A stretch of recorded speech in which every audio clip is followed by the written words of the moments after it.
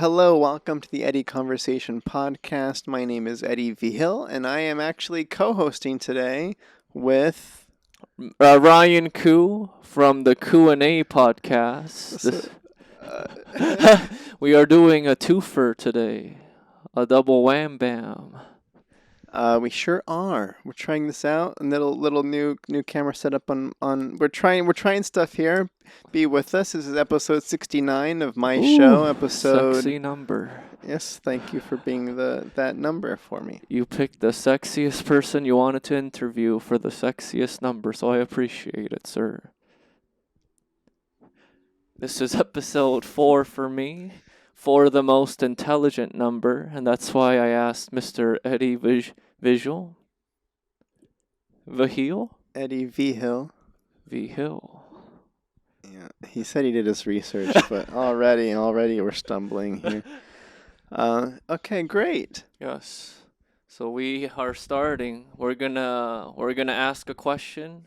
We're gonna simmer on it, and then we're gonna keep rotating. We'll see how it goes. Yeah, this is the Q&A show as well, right? So Yes. one Q and one A. So we'll take turns asking Qs Yes, sir. and take turns answering. Great. The maestro. We'll also be battling for hosting ability here. I can already tell. Yes, we're at the lovely pad of Mr. Eddie Vigil. The chateau. And he is a man of class, I can tell by the decorations and the ambiance. I feel like I'm in Jeff Goldblum's apartment in downtown Manhattan. It's great. Thank you. I guess to clarify as well, you are. How do we describe you these days? You're an actor, stand-up comedian, I know. personality? What do you? I'm pretty much a guy who's not good at anything. But yes, I try to keep myself busy, so I do a little acting, a little stand-up, a little podcasting, and I think that's about it. Yeah. Okay. And Mr. Eddie Vigil, the director, writer, script supervisor extraordinaire. Yes. Yeah, that's me. Overall filmmaker dude. I'm looking at Eddie right now, and I've never seen a person who regretted a decision so much. The decision to have me be on his podcast.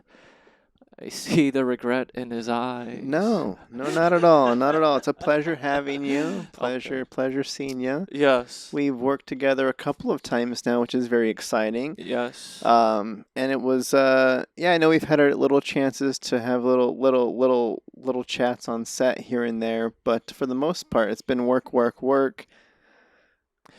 And I just wanted it's a great time to dig a little deeper, if you will. Why don't you tell the listeners of your podcast, and I'm saying your podcast because no one listens to mine. Why don't you tell them how we met, sir? How did you? All right. So I'll give a little background on us here. So I don't need notes for this, but I'm looking at them just to. I know you answered a call. Yes. Me and my co-writer / co-director at times, Jamie Keener. Mm-hmm. Lovely Jamie, yes. Lovely Jamie. We were prepping a film project to kind of send out to. I don't know. We had big ambitions on this feature that we've been prepping for a while. This was, I don't know when. We're in July now. It had to have been before November for sure. Okay. I'm pretty sure it was before November. Yeah, nearing the end of the year, potentially whenever. And the premise of the feature was like a rom-com. We had an Indian American leading lady, and we had a Shara Yu Mahale. Yes, shout out to Shar. And then we had the story called for our leading Korean American male, and I think we had another friend, Risa Ishiyama. She kind of helped out in some producer capacities, and was tasked with finding us our guy. Yes. And you showed up. And this was for like a kind of like a concept, like a poster concept shoot to kind of give investors or people looking to get involved in the project an idea of what kind of film we're trying to make here and what it looked like. Yes. So that was my first thing. Is you showed up and we could talk first impressions for sure. But Yes, and when I walked in that door, I heard Eddie whisper to Jamie, "Wow, you said this guy wasn't uglier than John Cho."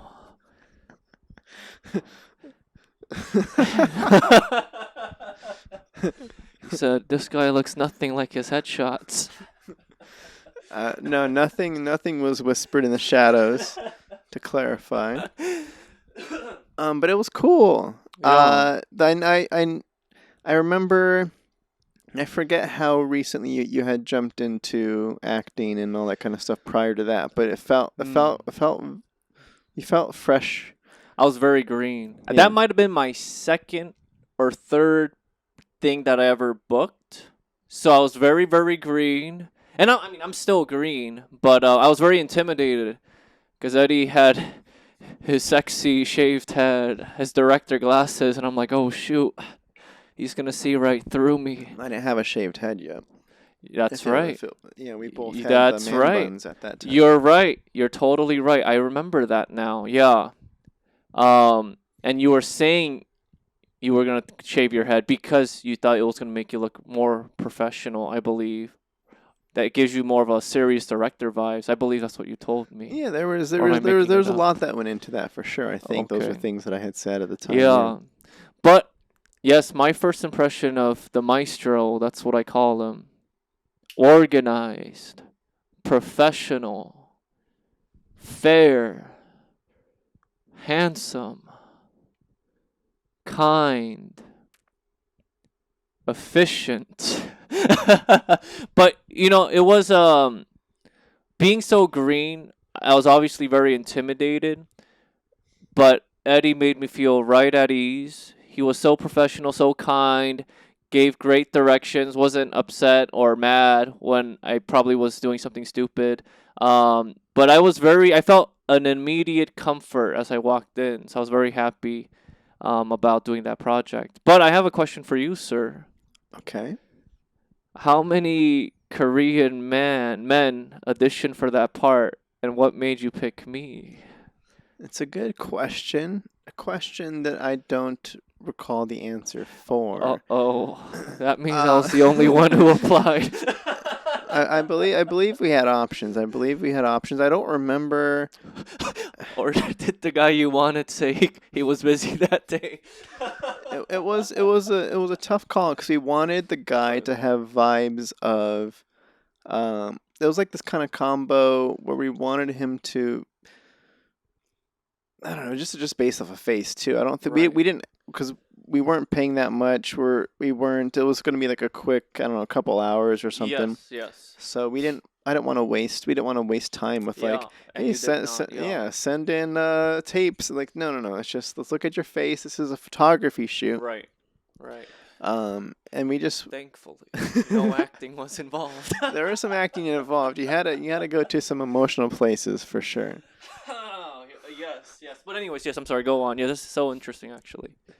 So we just wanted him to give off those nerdy vibes, but also look like somebody Handsome. somebody handsome, somebody rom-com, somebody put together, a little bit of yeah. So we saw kernels of all those little pieces. Was and I your first choice? You were our only choice. Wait, really? If you said no, we were gonna scrap the whole project. I'm just kidding. No. Okay. I'm just kidding. I have a feeling. I have a feeling there were like 3 guys before me that they really wanted, and it was just on the perfect day where they all couldn't do it. So they're like, "Oh crap! All right, let's go with this loser." No. It was lovely. I know. No, for when you Yeah, when I'm you sorry, showed yeah. up, we could see. Well, I don't know about we. I could tell that there was a little. We had to get a little bit warmed up first because Shar Shar, Oh, she was perfect. she's a pro. Oh, She's been at it a little bit longer than you. So I was so intimidated. Shar, yeah, Shar, if you're listening, you were awesome. But I will say, because when I was walking into your guys' apartment, that's where it was shot. I was going to the front door where you have to be buzzed in, and I saw Shar walking down from the opposite direction, and and like I said, I was very green, so I'm not used to seeing a lot of like beautiful women. You know what I mean? And sure, I'm not hitting on you or anything or shooting my shot. I'm just being honest. So please don't feel uncomfortable. And I hope I didn't make you feel uncomfortable by saying this. Anyways, but I was like, oh my gosh. Like I hope that's not her because I'll be so shy because I get very nervous. But all that to say, yeah, she was a great casting choice. Beautiful, beautiful lady. But I was so intimidated when I saw her walking down. I was like, oh crap. oh crap. So that was her. She was playing the yes, your opposite. So being that this is a rom com, we wanted to get photos of you two Yeah. looking in love and staring into each other's eyes and yeah, being very close very quickly. So yeah, that was our first time kind of being creative in a creative space together, and yeah, Jamie and I had enough fun with you guys, or with you specifically too, that we brought you back to act for Jamie, and that was the next time we. And that was the biggest mistake of Jeez Jamie's. Lord. But I will say this that I find very interesting. I have a very unfruitful dating life in real life, partly because of who I am, and also because I'm not that interested in dating. So I date like maybe like once every 3 to 5 years. But I get casted a lot playing like an Asian boyfriend. So I think that's so interesting how you would imagine that if a guy who's being casted as an Asian boyfriend would have a lot of dating experience in real life, but that's usually not the case. At least not for me. I have very little experience, but I'm being casted as the Asian boyf, and I just find that so interesting. Well, congratulations on getting cast. Are you shocked that I'm revealing to you that I don't have a lot of dating experience? Well, I follow you on Instagram, so the answer is I hear this enough time in your stories and your stand up that like every other joke is. How sad and pathetic my dating life is. Yeah, it's either talking about how you're just a dude with two cats, or Yes. or some sort of the classic Yeah. self-deprecation humor a little bit in there. Yes. Yes. But So I'm wow. so I'm not shocked because I've heard it before. Okay. Okay. Wow. Well, that was a lovely project. So thank you so much for casting me in that, Eddie. That was one of my favorite shoots to date. So much fun. Which one? Well, all of them, but that one because it was such a The one with Shar? yeah, the one with Char it was so new at that moment. Still, like I said, it was like my second or third booking. It was very fun, very exciting. Awesome. Yeah. Do you think it was very awkward when I said what I said about Char being a very beautiful woman? No, not at all. We might have to edit that out. Just kidding. We keep everything raw on Q&A. Oh, Eddie gee. might edit it out, but I'll keep it, even if it makes me look like a weirdo. All is well. All is well. We are who we are, and it wasn't weird. You're cool. Okay. Okay, Great. we're off to a good I'll start. jump. I guess I'll take the lead here. Yes, yes, So I'll jump from. We're still in recap mode here. yes. You're talking about feeling green and having that experience with that shoot. Jumping forward X amount of months. Yeah, it was fun watching you act for Jamie. I, on the other Oh. hand, in the back of my mind was like, I want my shot to direct this guy. So then He still didn't learn his lesson. when it came time, we were doing this like little fun 1 day shoot. I already had So much fun. Spencer Weitzel was A cast, lovely person, lovely actor. and we brought you in to play the roommate. This Mhm. is not the boyf. not the Asian Yes, boy that's for all. true. This That's true. was two dudes, Los Angeles roommate Bros. situation, two Mm-hmm. bros, and how how Yes. prepared did you feel for this one in Mm, comparison to walking in that first time for for sure. for love at first Love arrangement? at Yeah, first arrangement. Yes. Um, that one I was also very, very excited for because the script we had the panning and all that. I'm like, oh, this is cool. So I was very excited about the concept. Such a fun concept. Um, we got the script I think like 2 days before, right? it was not much time with the material. Yeah, but it was very short lines, and there was a lot of cuts, so it wasn't like I had to do like a monologue or anything. But I was every time I get to work with the maestro, always a good time. I felt I was so excited. The cast was lovely. I thought it was just gonna be like a super indie, like just you with the camera, but he had a sound person, he had a DP, people helping out, um, and that day was interesting because I got to see the maestro under pressure because we were running short on time. I think we started like an hour or hour and a half late because of something was charging or something, right? I don't know if I would call it that late. It was I think we're waiting for I don't know, something to do with like camera being built or Some something. yeah, Yeah. exactly. Hmm. So I could see the maestro being under pressure, but he handled it like a pro. He was calm. And the biggest thing when people are under pressure is they start to like get annoyed or frustrated and they take it out on others or they make other people feel uncomfortable by the pressure they're feeling. But Eddie had none of that, which is a very, very good skill. And should I be looking at you or my camera? Because I feel like I've been looking at the camera You the whole have been looking time. at the camera a lot. You can talk to me though. so it was interesting to see you work in that environment, but that's when I walked out that day and be like, oh, Eddie really is a pro. Because everyone can work efficiently and great when everything's cool. But when there's pressure, that's when people's true colors Mm. come out.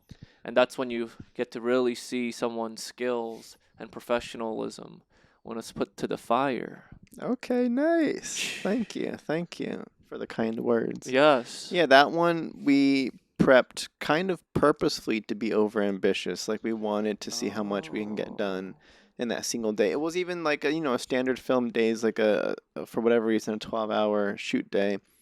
And normally I want to shoot for less than that, like 10 hours. I think this one we planned for 8. Yes. Yeah. We ended up going like 8 hours and 45 minutes or something like that. We went a little Right. bit over, and then you had to like rush to acting I went class to and an stuff. acting And that was class. sad that we had to Yeah. say goodbye so soon. I know. I felt so bad because the people on that day were so cool. I wanted to eat my burrito with them, but I had to go. The actor life is a hustle, y'all. It's true. Yeah. So, because Max and I just got back from New Mexico shooting Yes. similarly stacked, ambitious like 4-day short. So this was a little bit like a re warm up to get prepped for that. So I wrote the Oh. script to be like a lot of those tiny vignettes, Yes. just so it could be like, all right, how many mini scenes can we get done in a day? Right. And we didn't get all of them done, but Yeah. we got enough done where we can cut it into. It still made sense. Yeah. And you know what? If you said, "Hey, can we stay over?" I would have gladly done it.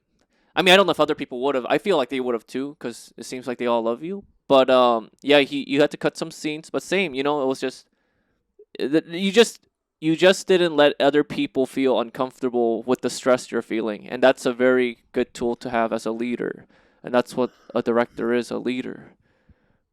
Yes, thank you. Of course. I know I was under a similar gun this last week, and that was that was good practice again for being like, Yeah. things are crazy right now, and the first AD is breathing down my neck, the producer's breathing down my neck, the we have so much to shoot. We have a shot list of this many. We have like 10 shots listed, but we have to break it down and boil it down and shoot it in like 2 setups. Like, which 2 setups do we do? Wait, we got to block the actors. Wait, I got to give attention to the actors. I got to give attention, So everything's flying around, and keeping that together Now it's I scary. have a juicy question for you, sir, Sure. based off what you said. Everything you described and being able to work in that pressure-filled situation is a skill that's developed. I don't think it's a skill that you're born with. So what about your upbringing made you develop that ability to work under pressure? What in my upbringing prepped me for those moments? Yeah. Okay. I'm thinking, I don't know. Personality wise, I've always been on the more introverted, calm and collected, just in my own little world side of things. So I always think back to like the story with my parents bring up this time, like I think as like I don't know how old I was. I was playing with Legos. Okay. So I think it's just kind of like a if you're talking nature versus nurture, this is a little bit nature built too, where I'm just kind of like my parents used to always praise me for like we'd be at an uncle's place and there's a bunch of kids running around and there's parents talking over here and there's like a really noisy setting. Yeah. But like I would always just have my own little Yup. bubble by Yup. myself and I'd be playing Legos. Like Yup. I block everything out and get the thing done and just Yup. be creative. So And your parents and family members would praise you for that ability to be yeah, cool and collected. yeah, and to not be really affected by the energy that was around and to still perform. And this is more like play, but film is very playful and Yeah. very. You still got to be very imaginative and be in that moment to really Yeah. get things done. But I mean, like you said, it's you I thought it's also just practice too. Like I'm approaching a decade of pursuing the craft and making stuff and just doing it over and over and over again. You just get better at Yeah. understanding what's going on around you, understanding what's worth letting affect you, what isn't, and it can really experience helps a lot. Just getting those hours in, the reps in, Yeah. you really understand how to maintain that composure. Yeah. Well, like I said, you totally seem like a professional. I mean, you are a professional, and it shows. That's what I should have said. Yeah, I could totally. I'm like, this guy is a pro right away, and I know that you were the leader of the Runners Club at my. University of Nevada, Reno. Is that correct, sir? I don't know if I'd call myself leader. It seemed like you organized runs for the college students there. I've been organizing stuff for a long time. I for know, and it pays off. So you're just that's just in your blood. You like to Okay, yeah, you want to. Okay, go for it. you like to make things efficient for others, and you like to help others. Because that's a lot of work organizing runs for college Well, students. it's not that I just want to organize. I want everybody to feel welcome. I want everybody to feel included. It's not enough to just set up a run and hey, come in and run, and then you have somebody who's a little bit. We'll just use the film term that we already introduced. Green. They're a newer runner. They're already like a little bit self-conscious about their ability. They think Yeah. everybody else around them has been running for years. So making them feel welcome and making sure you don't lose people on the run and stuff, like that's all kind of the same stuff. You want to show support, and I would plan like I was the fun run guy. So Wow. yeah, we would do easier ones where there's a lot of stoplights. We would wait up for people, and it was a nice thing. But And you know why I find this even more respectable about you is because, like you said, you're an introvert. So I bet doing something like this it's getting you out of your comfort zone because you have to interact with people. You have to like have high energy when you greet them, and because you can't be shy when you're greeting someone. Oh, you could, but ideally you want to be energetic and you want to initiate conversation, and Mm-hmm. so Practice makes perfect. then why not? Why am I not better at dating? Well, you date once every 3 to 5 years, is what I heard. But I'm getting worse. Well, I'm confused. Do you want to be better at dating or not? Either way.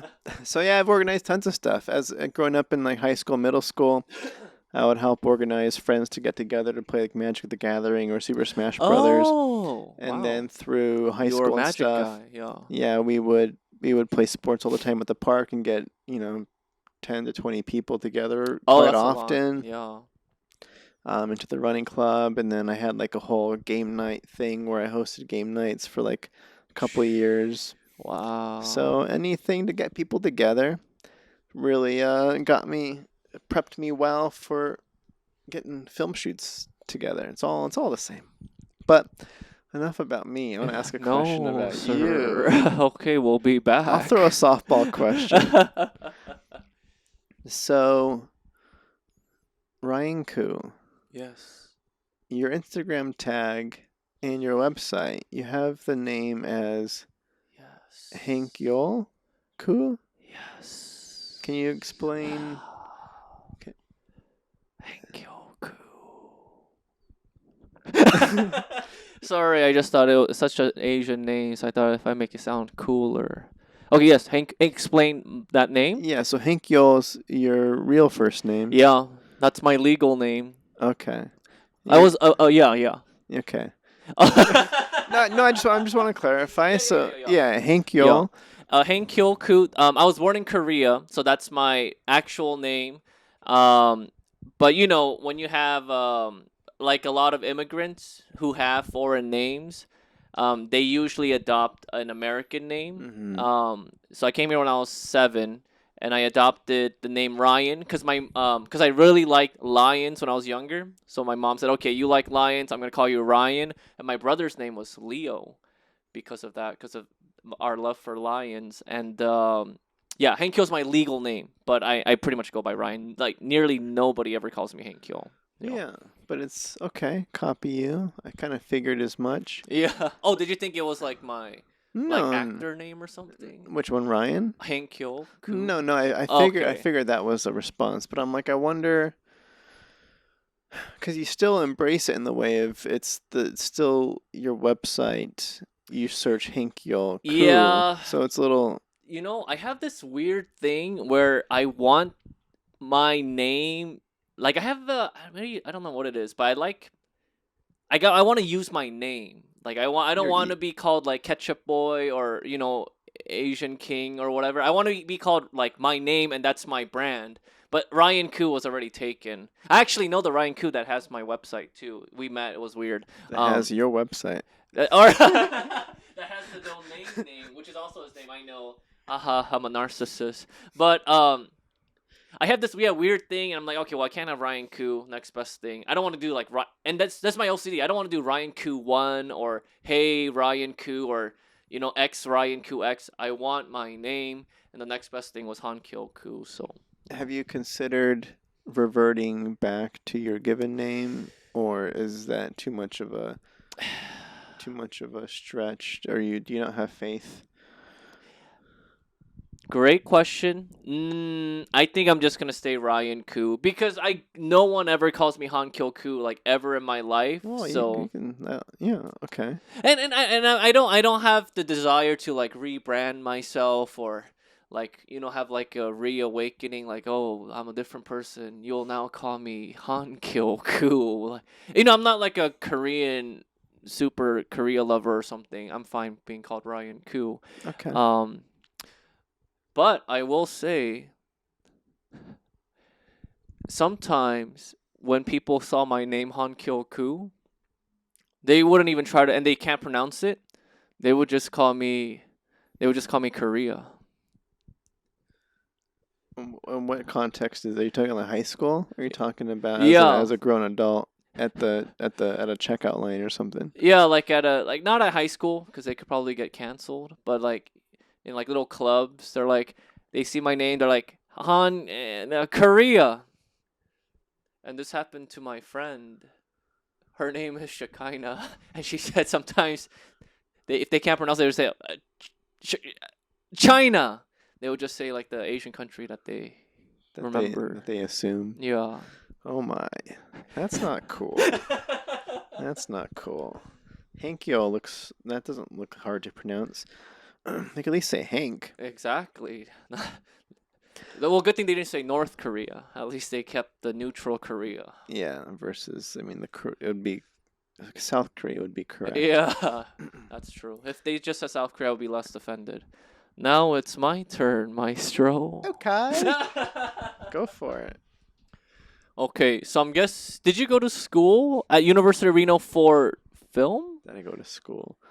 I did not go to school for film. Oh, you did not. Okay, what did you go to school for? I went to university for engineering. And I saw that you were a mining engineering intern on your LinkedIn profile. Correct. Mining So engineering. Mining engineering. Yeah. That's like, material. Yeah. There's a saying, anything in this world, everything in this world, I forget the saying. The purpose is, I was really looking forward to it. Yeah. anything, it's either grown or mined. So you go to the grocery store and you get your food. That's grown. If you look at your iPhone, all the materials that it takes to build the iPhone, everything has to get mined out of the ground. So you are very, very academically intelligent. Because you don't be an engineer major if you're not. I was good at math. And science? And science, yeah. Did a lot of that stuff. That's like the legit subjects that makes you a smart person, though. Like, you could be really good in, like, English, but you're like, okay, well, that's English. But if you say I'm really good at math, then you're like, that guy's probably it was smart. good times. I like to brag about all the different calculus levels we had to take, and dynamics and thermodynamics and ventilation and all that kind of cool stuff. So you were mining digging holes. Yeah. You were a mining intern. So did you engineers make a lot of money. And I know mining engineer, I'm guessing that's very niche-y, like petroleum engineering, because I had friends that wanted to do petroleum engineering because it's so niche-y, and which means they make a lot of money. Then other engineers who already make a lot of money. So you sacrificed a very stable, comfortable lifestyle to pursue the craft of, to pursue an artistic goal. Was that a hard decision? And what was the catalyst to make you forgo your degree and that comfortable lifestyle? So luckily, well, I don't know. Okay, there's a lot of questions there. Yeah. For starters, the answer is yes. It's very niche.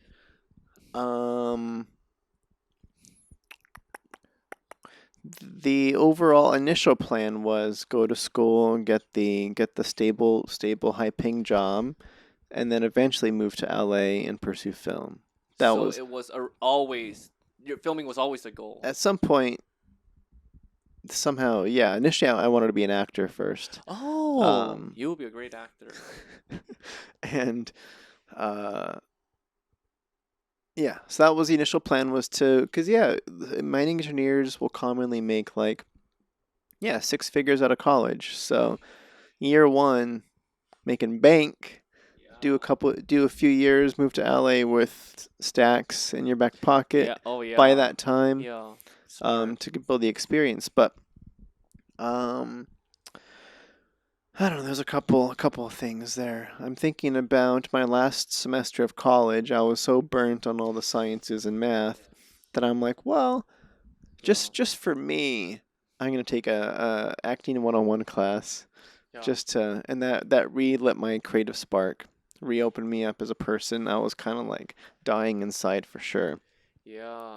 The interning mining job was the only time I ever worked at a mine, and I never worked at a mine after that. So I got the degree, and luckily, air quotes, um, because the economy, the mining economy crashed. Oh. In Nevada, I went to school in Reno. It's a Yes. big gold and silver mining state. Yeah. Nevada provides, I don't know, if Nevada were its own country, it like provides, I don't know, like the third most gold in Oh the entire wow. world or Okay. something crazy like Oh, that. entire world. Okay. Yeah. Wow. Yeah, that's a lot of gold. So they make a lot of money out there. Gold price was like at record highs while I was going to school. So for that gold is sold by the ounce. It was like reaching over $2,000 an ounce while I was in school. They mine lots of ounces. So during that, so pretty much in school, it was looking great because all the companies were expanding. Everybody was exploring additional territories and opening up more mines and stuff. But Yeah. then, as soon as I graduated, the price plummeted from over 2,000 down to like $700 or $800 an ounce. Oh So, wow. Yeah. so then Sheesh. they stopped their exploration. They were laying off people, and that's when I graduated. Was when that was going on. Yeah. So I was like, oh, there's no jobs. That's okay. I didn't want to do it anyway. Yeah. And But then still, you probably could have found the job somewhere, I imagine, with that maybe, degree. Yeah. yeah, Even if you had to go out of the country or out of state. probably. Yeah. The other thing about, I don't know how much you know about mining, but Very, very little. mines are definitely an out of sight, out of mind thing. People don't like to see big holes in the ground and mountains being torn up in their backyard. So they're normally out in the boonies. Like in the desert, they're in the middle of the desert. So essentially working in the middle of nowhere, doing Oh, that. That's why yeah. they pay you so much because Well, yeah, you don't right. really have a life Yeah, and you're just in the desert. but you make a lot of money. You make a lot of money, Yeah. but for why? What are you gonna do with it? You buy ATVs and you go hunting and you Yeah. drink a lot of beer. Like I don't know what people do with money, but Yeah. um, But you're right. I totally get that burnout thing. I think that if you're an artistic person, which you are, and a creative person, which you are, and you're being forced to do something else with your time, it is such a draining thing. It will drain the soul right out of you. Yeah. So then when did you realize you wanted to be a director if it wasn't after college? sure. So graduated, no jobs. I'm like, all right. Well, I'm in Reno. I think it'd be stupid for me to move to Los Angeles now. Because, Okay. like I said, the plan was move to LA with a lot of money so I don't have to stress about Yeah, stuff. yeah, expenses, yeah. So I was like, okay, well, I can't just move to Los Angeles with no experience and no money. Right. So I'm like, well, I can control one thing. Let's control the experience thing. Let's do some stuff in Reno. So I And really quick plug, you were the sure. number 2 most influential filmmaker in Reno. I saw that on your LinkedIn as well. Yeah, there's 2018 or 19, yeah. yeah, they have a nice little yearly poll Yeah. of stuff and like top whatever's, top chef, top Yeah. hairstylist, all that kind of things. And there was a top filmmaker category. Yes, and Eddie Vigil, the maestro. I was number 3, and then I moved to number 2 the next year, and then I moved to LA. So I was like, if I would have stayed, I would hit number 1. Ooh, that number 1 guy was probably sweating bullets until you moved to LA. Yeah, exactly. They had it all to themselves. What were we talking about? So you decided to get some film experience while you were in Reno Okay. before moving? Okay. So I wanted acting experience. So Oh. because I took the acting 101 class. Yeah. That instructor recommended me to a woman she knew that was casting for a theater show, and they were desperate. It's community theater, so I don't know if you've done community theater before. They don't want me. They don't want you. Small town community theater. Okay. Well, kind of, it's classically they'll take whoever they can get. Okay. Sometimes, Oh, depending on okay. the smaller roles and stuff. Yeah. It was a musical. Oh wow, yeah, that's a big So one. I Yeah. signed up for this musical. What musical? Hamilton? It was original. Oh, oh, It was like a oh. local writer it was like a collaboration. Some woman was from like England or something, and then the dude was local, and they were gonna produce this original musical in Reno, just to kind of I don't know what their plan was, but I'm like, yeah, I'll do it. Yeah, let's for sure. Let's jump right in. If I'm gonna do acting, I can't be afraid. I gotta get out of my comfort zone, Oh all that kind of wow, that's stuff. a big leap though. I would have done like a small YouTube skit, but you went right for the musical. Wow. So I didn't It's really know what bold. I was getting myself into. Luckily, I was an ensemble guy, and I Okay. didn't. I still had to do some singing Yeah, lessons. yeah. Oh wow, Well, yeah. singing rehearsals with Yeah. that was all torture. It was horrible. Hate Oh, horrible. can we hear a little line? uh, no, but Oh, Danny boy, the pipes are calling. see, you're pretty good. You could have done it. You could have done it. Me, I'm however. just kidding. Well, okay, yes, going on, yeah. So, Okay, so I yeah. did that play. I was thinking about that play recently too. I forgot. Oh, on this last one I was on, I was talking to the actors about accents, Oh, okay. and this play was asking me to do. I had like one scene. I had one scene where I got to like feature and had some Oh, lines. It was okay. like a jail scene. I was playing a guard, Oh, okay. and the director came to me and was like, "We would like for this character to have an Irish accent." That's hard. And I'm like, if I'm gonna do acting, I gotta, get comfortable with like, Yes. I gotta be able to nail this stuff. This is a great chance for me to figure this thing out. Yes. Oh, agreed. Agreed. Yeah. And I went home and I watched some YouTube videos. Oh, how to speak in an Irish accent? And I practiced the lines.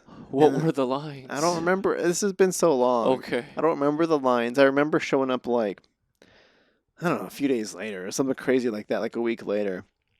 And we were rehearsing the scene in front of the director, and I was trying Irish accent. And she just had to kind of like wave me off and be like, forget the Irish accent. We're not going to do the Irish accent. No, you put in all that work, and was it because she didn't like your Irish accent, or was it just because like she just realized it didn't need an accent? I obviously cannot pull off an Irish accent. No, I'm sure you could have. Like, It was, did she want like crazy Irish? I think she just wanted to sound authentic. You just want the authenticity. You don't want it to sound like an actor who's putting on an accent. You want it to feel like that's the character. Okay. And I wasn't. I mean, this was my first show, so I didn't You have were the so tool nervous, set. probably. I was Yeah. nervous. I didn't have the training. I didn't have a proper dialect coach, like all that kind of stuff. So it was kind of like dead on arrival there. But Were you like, no, I want to keep my Irish accent? Were you that actor? Did you?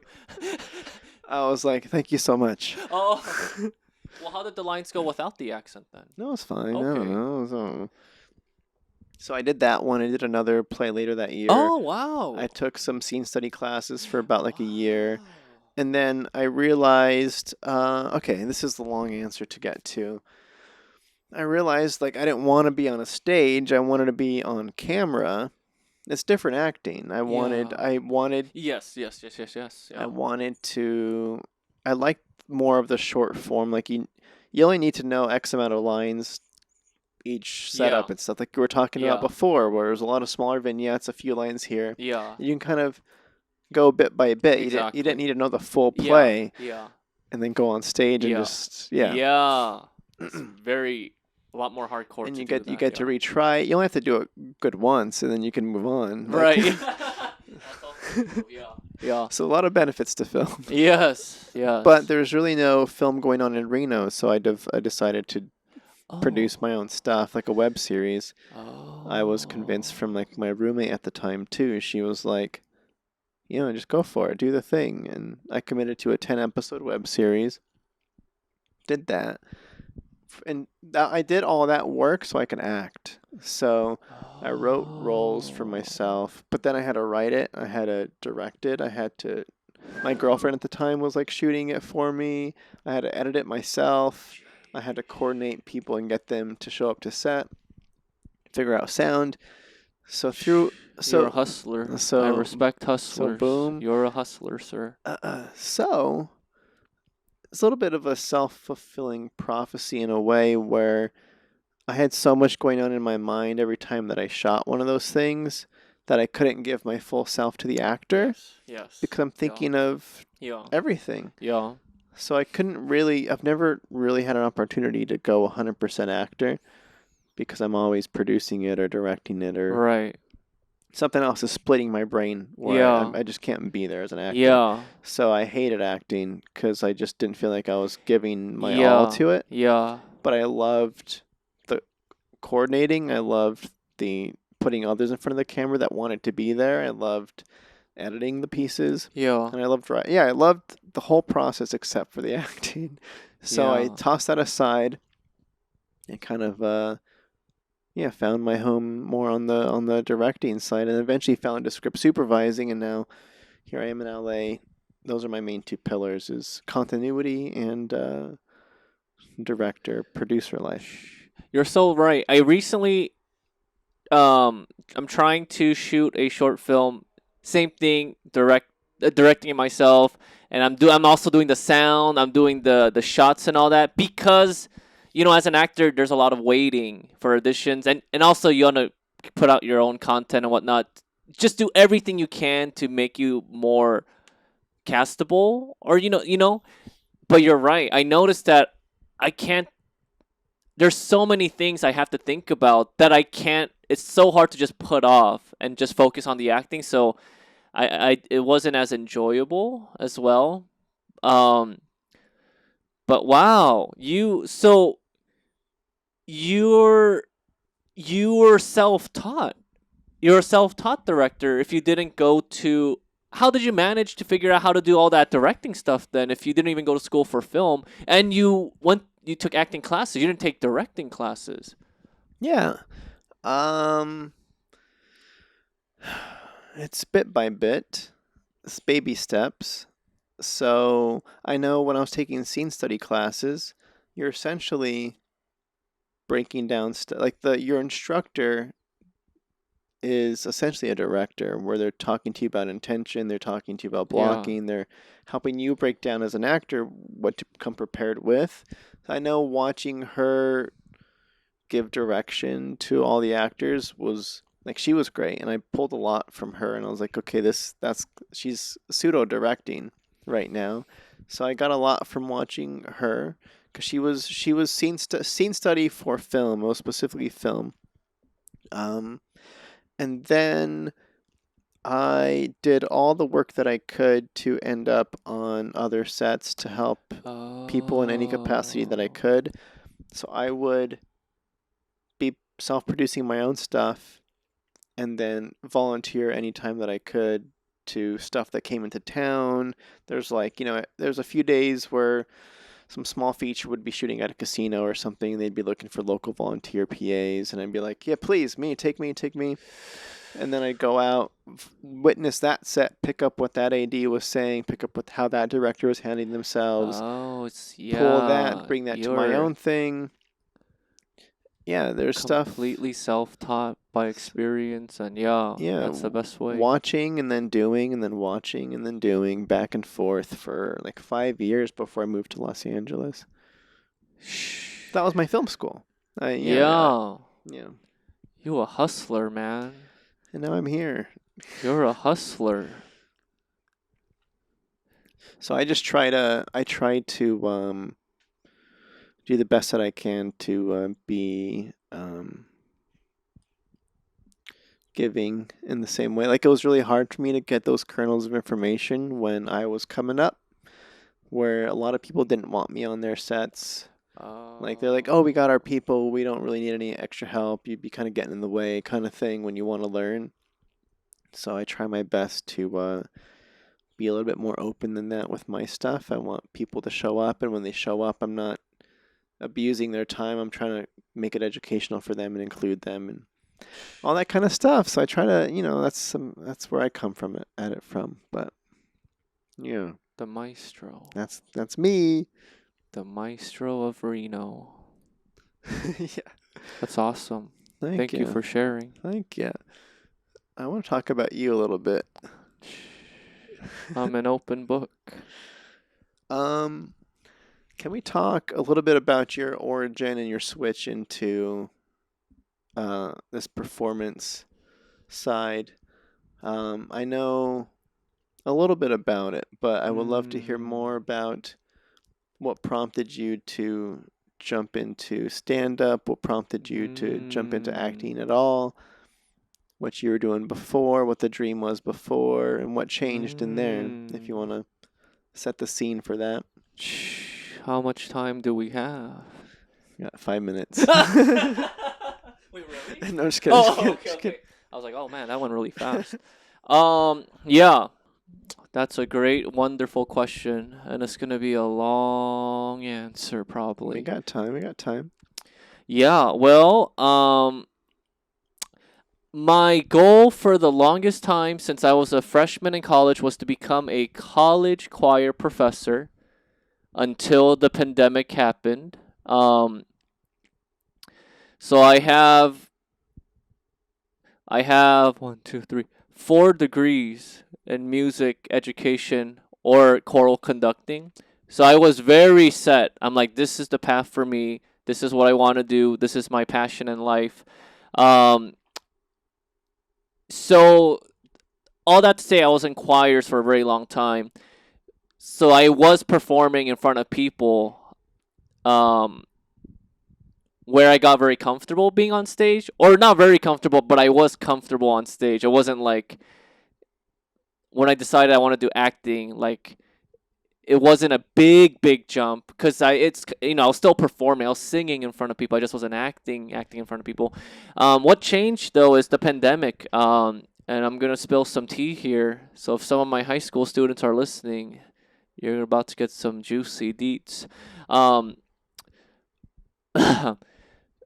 I had Well, one, it's extremely difficult to teach choir on Zoom, so it's burning me out. I already had a bunch of kids who didn't want to be in choir. Now try teaching them with a computer and a PlayStation 4 in front of them the whole time. It's impossible.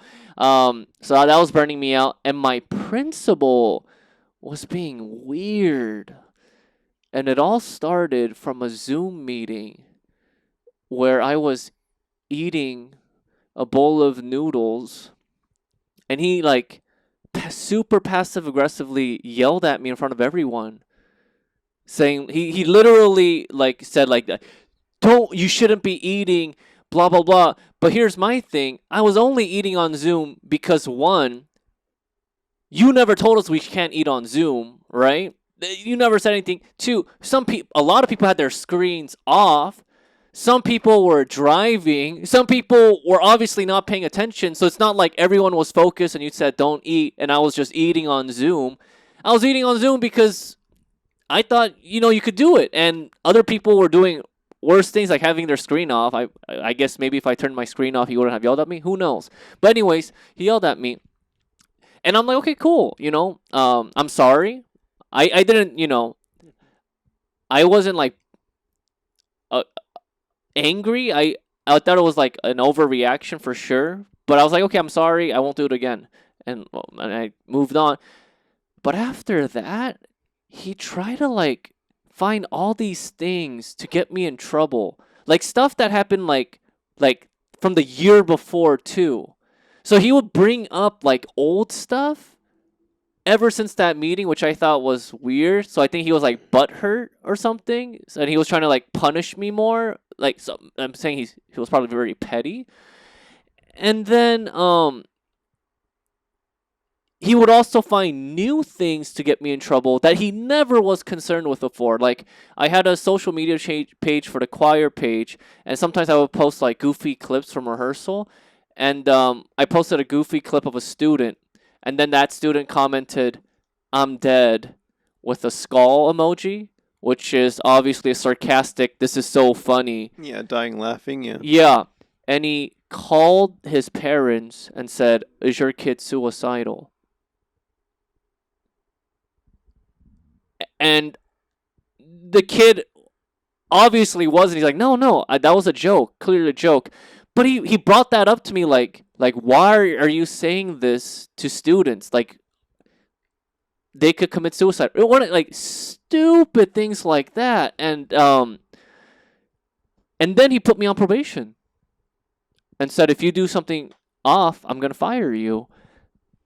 And what hurt the most about this was I spent so much money out of my own pocket, probably more than $5,000, honestly, that I didn't have to spend to build this program, to make the program more fun for kids. And I was spending a lot of time that I didn't need to spend after school and all that to build this program. And he's gonna treat me like this because of a dumb. Honestly, what I think is because he was butthurt about me eating on Zoom. That's what it seemed like to me. Um, and there was one more incident. This is the one that got me on probation, but it's super juicy. Do you guys want to hear it? Let's hear it. Oh my gosh. So it was a rehearsal. After school rehearsal, I was with a female student. Is this too much tea for your podcast, Mr. No, Eddie? go for it. Go for it. Female student. We're very close, you know? I was with it was me, her, and my baby brother, who was like 15 years old at the time. So high school student as well, same age as her. And her dad was supposed to pick her up, but she didn't come for 2 hours. So I'm sitting in there with her and my brother for 2 hours just waiting. And my brother was very, very hungry. So he was getting annoyed. So I'm like, hey, female student, can you call your dad and ask if we can go to the boba place across the street and wait there so we can eat while waiting? It's already been 2 hours. The boba place is across the street. It's after school, and I'm getting permission from your dad. Can you call your dad and ask? And he said, sure. So we go off campus and go to that boba store, right? And that was the incident. He's like, he made it sound like he tried to manipulate it like, why are you going off campus with a female student? And I'm like, bro, my brother was there. We were waiting for 2 hours for an after school rehearsal I didn't have to be at. The dad give permission. So all that left a very nasty taste in my mouth. And like, I don't want to teach at this school for sure, but it kind of burnt me out. And at the same time, when this was all going on, it was the pandemic. So I was taking a lot of acting classes.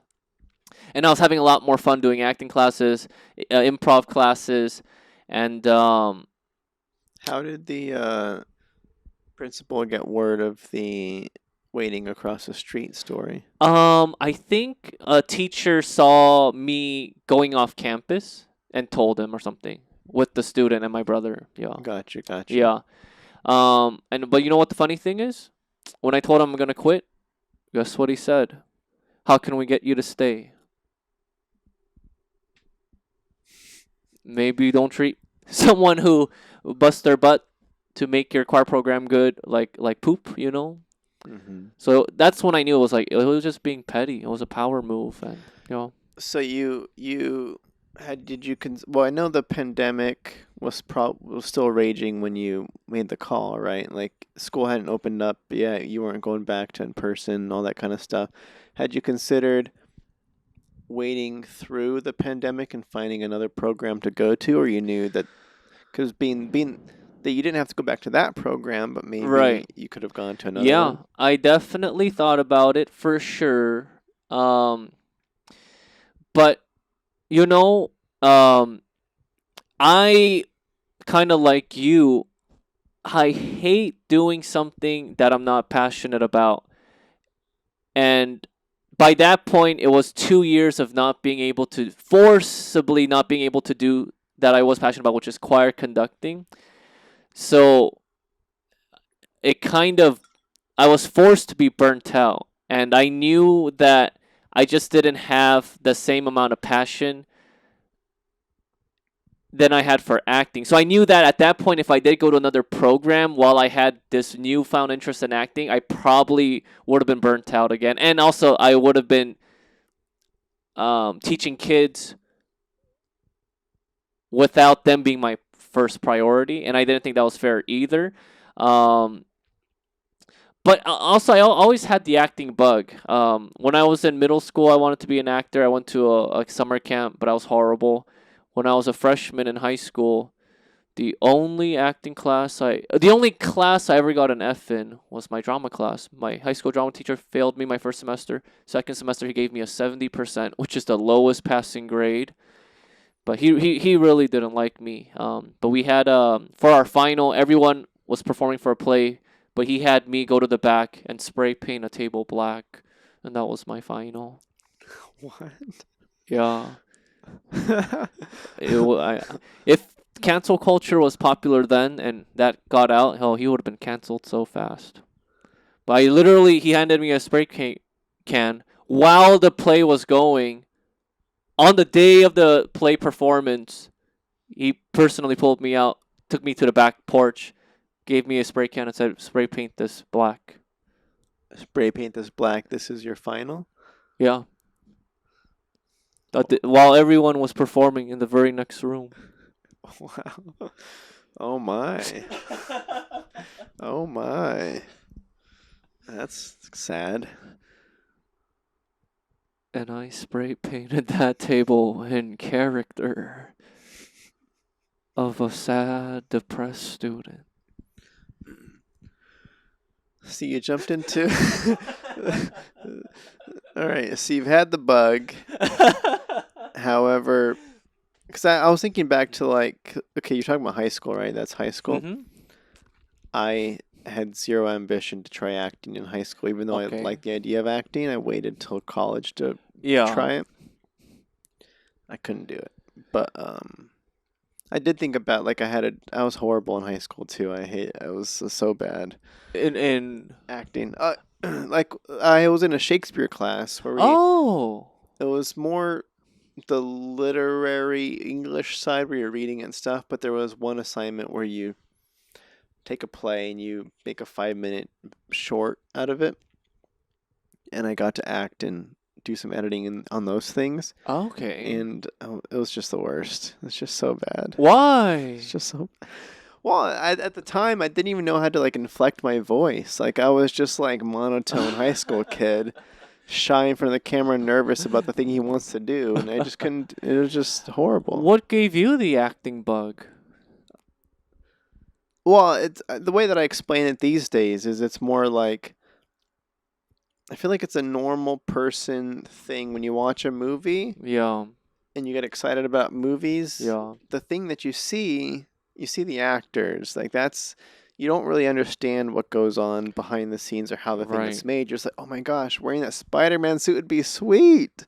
I want to be that. That looks awesome. I want to be that guy. Yeah. Because you don't think about script supervisors or whatever when you're watching a movie. But yeah, that's kind of just watching a movie. I don't know, Spider-Man. I don't know. Would you ever act again if an opportunity arises? Maybe Jamie says, "Hey, I got a role. I think you'll be a great fit for." Or well, I think I tried it. I tried it recently. Oh, okay. And it was horrible again. Why?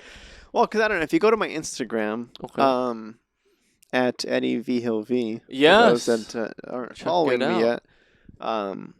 You click the little reels, like Instagram reels, and I have those black and white little portrait back and forth there. There's a couple. I mean, that's all me acting. That's me. Oh yes, playing I think myself. I saw one of them. Yes. So I'll play myself acting across another version of myself. Yes, I saw one of those. Those are funny. I have a few of those, and those are fun, and 30 seconds. Yeah. And I write it and I act it.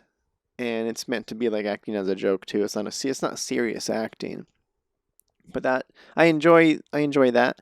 But the I don't know, I kind of reverted to almost old 10 years ago Eddie when I got handed a chance to act again. I had a buddy, similar thing. He was like, I'm writing a thing. He's a newer director.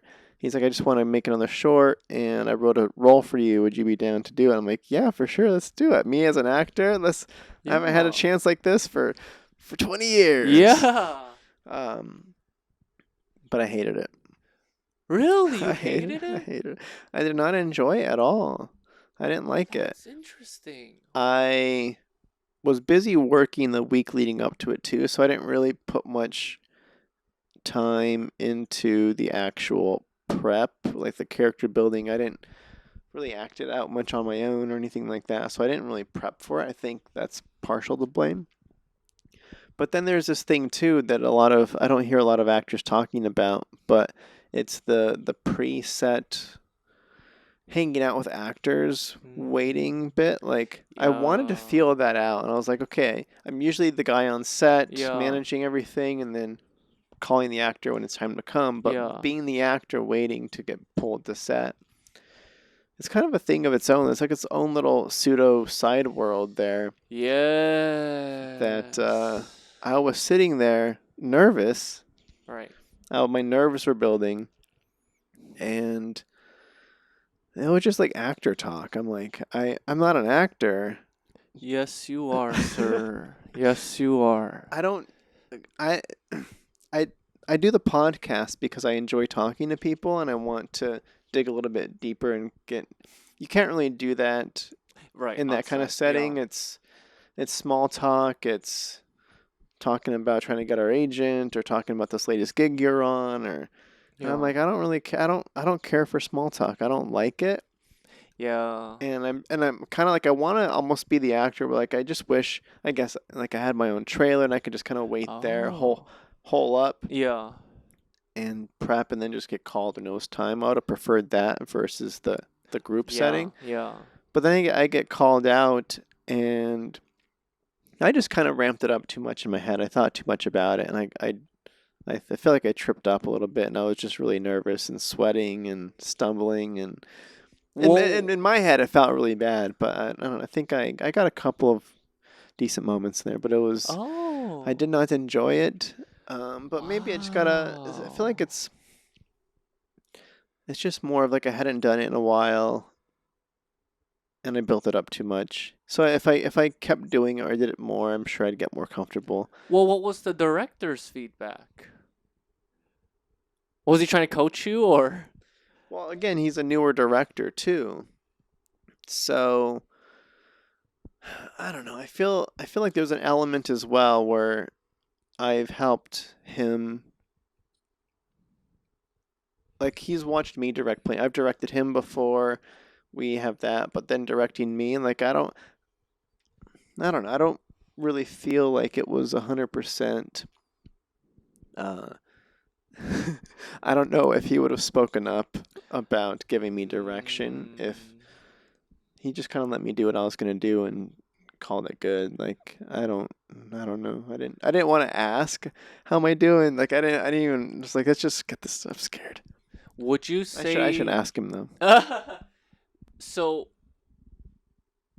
being a professional, experienced director now, would you say that that is a common beginning director mistake? Not giving feedback when they feel like they should be giving feedback, or Well, it's kind of I don't want to speak for him, but I feel like there were probably just nerves on both sides of the equation there. So he's not at a place where he's confident in direction giving, and I'm at a place where I'm not confident in even receiving direction right now. Like I'm scared on my end, and he's scared on his end, and we're just fumbling through it on both oh, sides. This kind of which is fine, but I wish I could have. Uh, yeah, I would love to. No, I say I would love to try it again, but I kind of it has to almost be in like you're casting me as a joke. Like it should be like I don't like a skit or a sketch?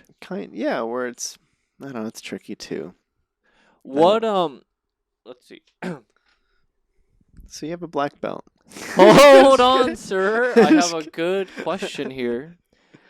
What is have you ever given direction to an actor and they got upset at you?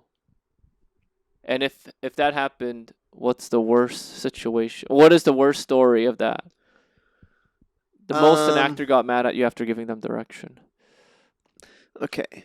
The the story that comes to mind, luckily I haven't really had any crazy experiences with that, but there is something that comes to mind where I was directing an actor who was also a producer on the Okay. project. Oh, So okay. I gave this actor, but it was kind of just to clarify where the confusion kind of comes in, is you have the producer at the top Yes. who helps to bring me in as the director. So I'm underneath the producer. But then I'm directing the actor, but they're Right. also the producer.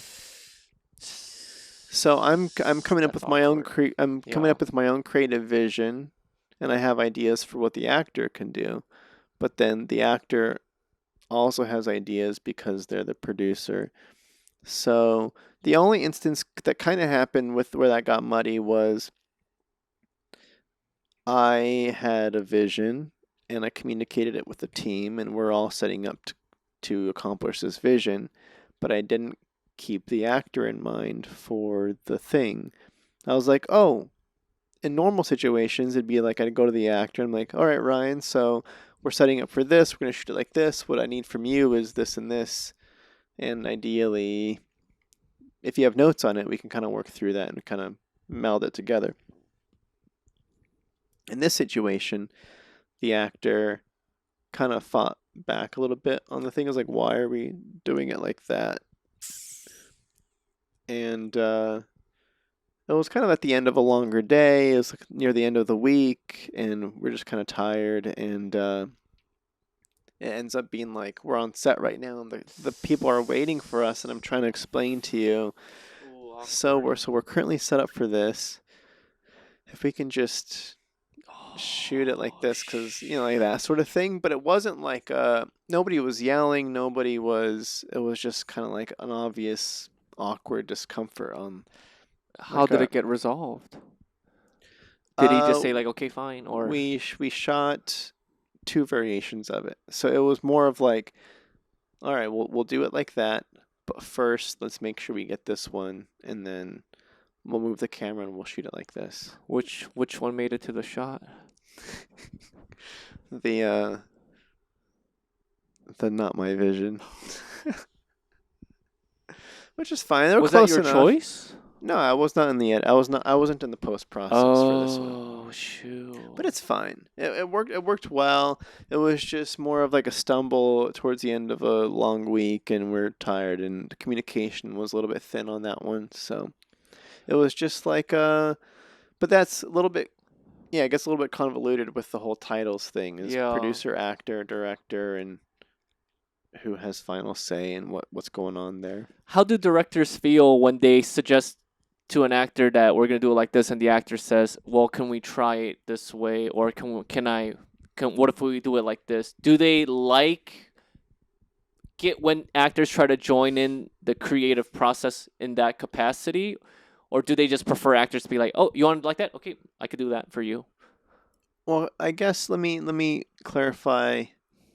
I guess when you say they as directors, I'm thinking a lot about like when I script supervise, I work alongside a lot of directors that way. And so I'm thinking about that. I feel like it takes an experienced, confident actor to properly communicate that, and it takes an experienced, confident director to be open to that too. So similar, it's like the complete opposite of the one I was acting in where I'm nervous and scared on my end and they're nervous and scared on their end. Like you're not really going to come up with anything. You're not going to find a way to make it interesting with two scared creatives, but with two confident creatives, I do see it's all project to project, of course, and shot to shot. Sometimes you really have the specific marks in mind and you just need, okay, I just need you to start here and here. The line needs to be delivered between these 2 points, and it should be done at this point, and you want to sit into this and play the piano or whatever the thing is. But I like Mm, to live in the world where, yes, please, let's talk through it. Let's right. enter the space. It's kind of the classic block, light, shoot method. It's filmmaking 101 where Yeah. everybody's breaking down the last setup or whatever the case is, or I don't know, you're entering a new space, and the director and the actors and whoever's relevant come in and we talk through the scene. It's like, all right, Ryan, so you and Spencer, we have this kitchen here and we have a living room here. I'm kind of envisioning he walks off this way and you walk off this way, or maybe open the fridge, or we got to find something for you guys to do here. Like, what are the ideas? And we'll brainstorm together on what feels right. Spencer will play through some stuff, you'll react to his stuff, and we'll work through it. Once we're happy with it, we'll run it for the crew, and Max will light it, and then we'll shoot it. But like, we spend time figuring out that blocking together as a collaborative team.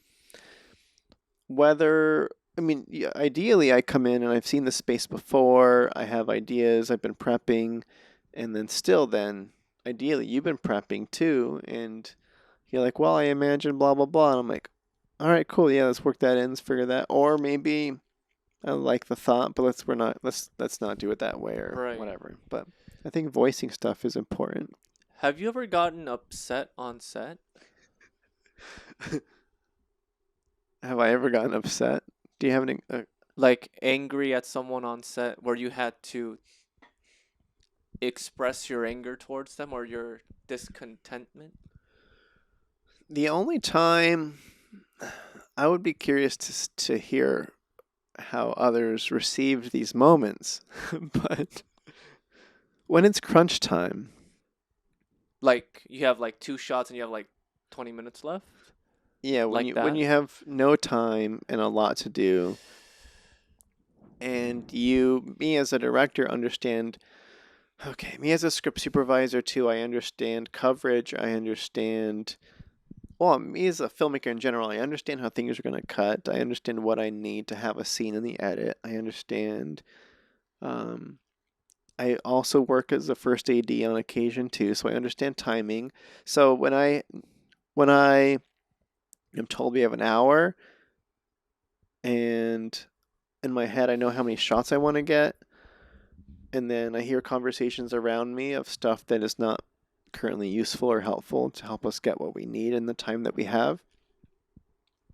I have, on occasion, me raising my voice is not a typical. I I can't don't. imagine I you don't. raising your voice. It's more of a. I'll call it projecting my voice. Sometimes we'll be setting up for something, and somebody gets confused on an element, and I'm like, guys. Wait, that's you projecting your voice right This now? is not. I'm not projecting Okay, my okay, voice okay, right yeah. now. I'm like, guys, we do not. I'm like, that doesn't matter right now. Let's put that down. I don't care about that section. Forget the hallway. We're focused here over here. Like, I'll kind of bring whatever me raising my voice is like.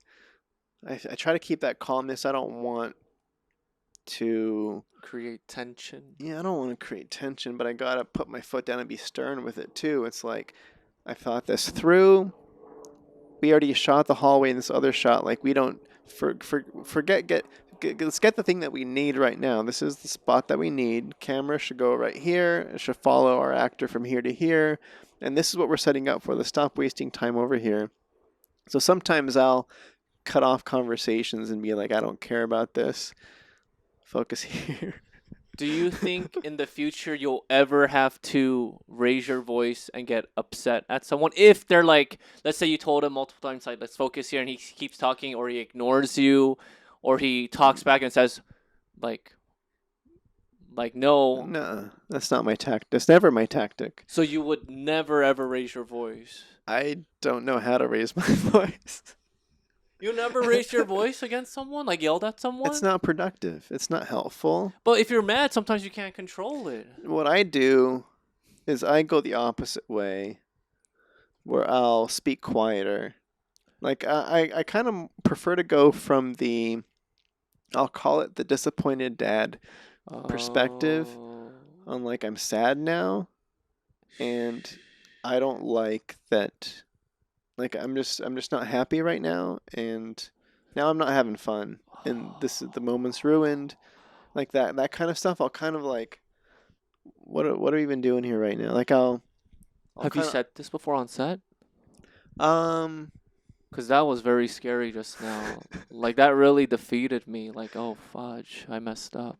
So I'll put people in that position if I need to, but that's the equivalent of me raising my voice, where I'll speak up on like somebody else will be getting angry, and I will counter it with my disappointment in them for getting angry versus getting mad at them. I think that's my preferred thing. I think it's my way of showing that I care. Like I really do care about the projects I work on, and I want everybody to be happy. I put a lot of work into making sure that everybody's getting what they came here to get out of the project.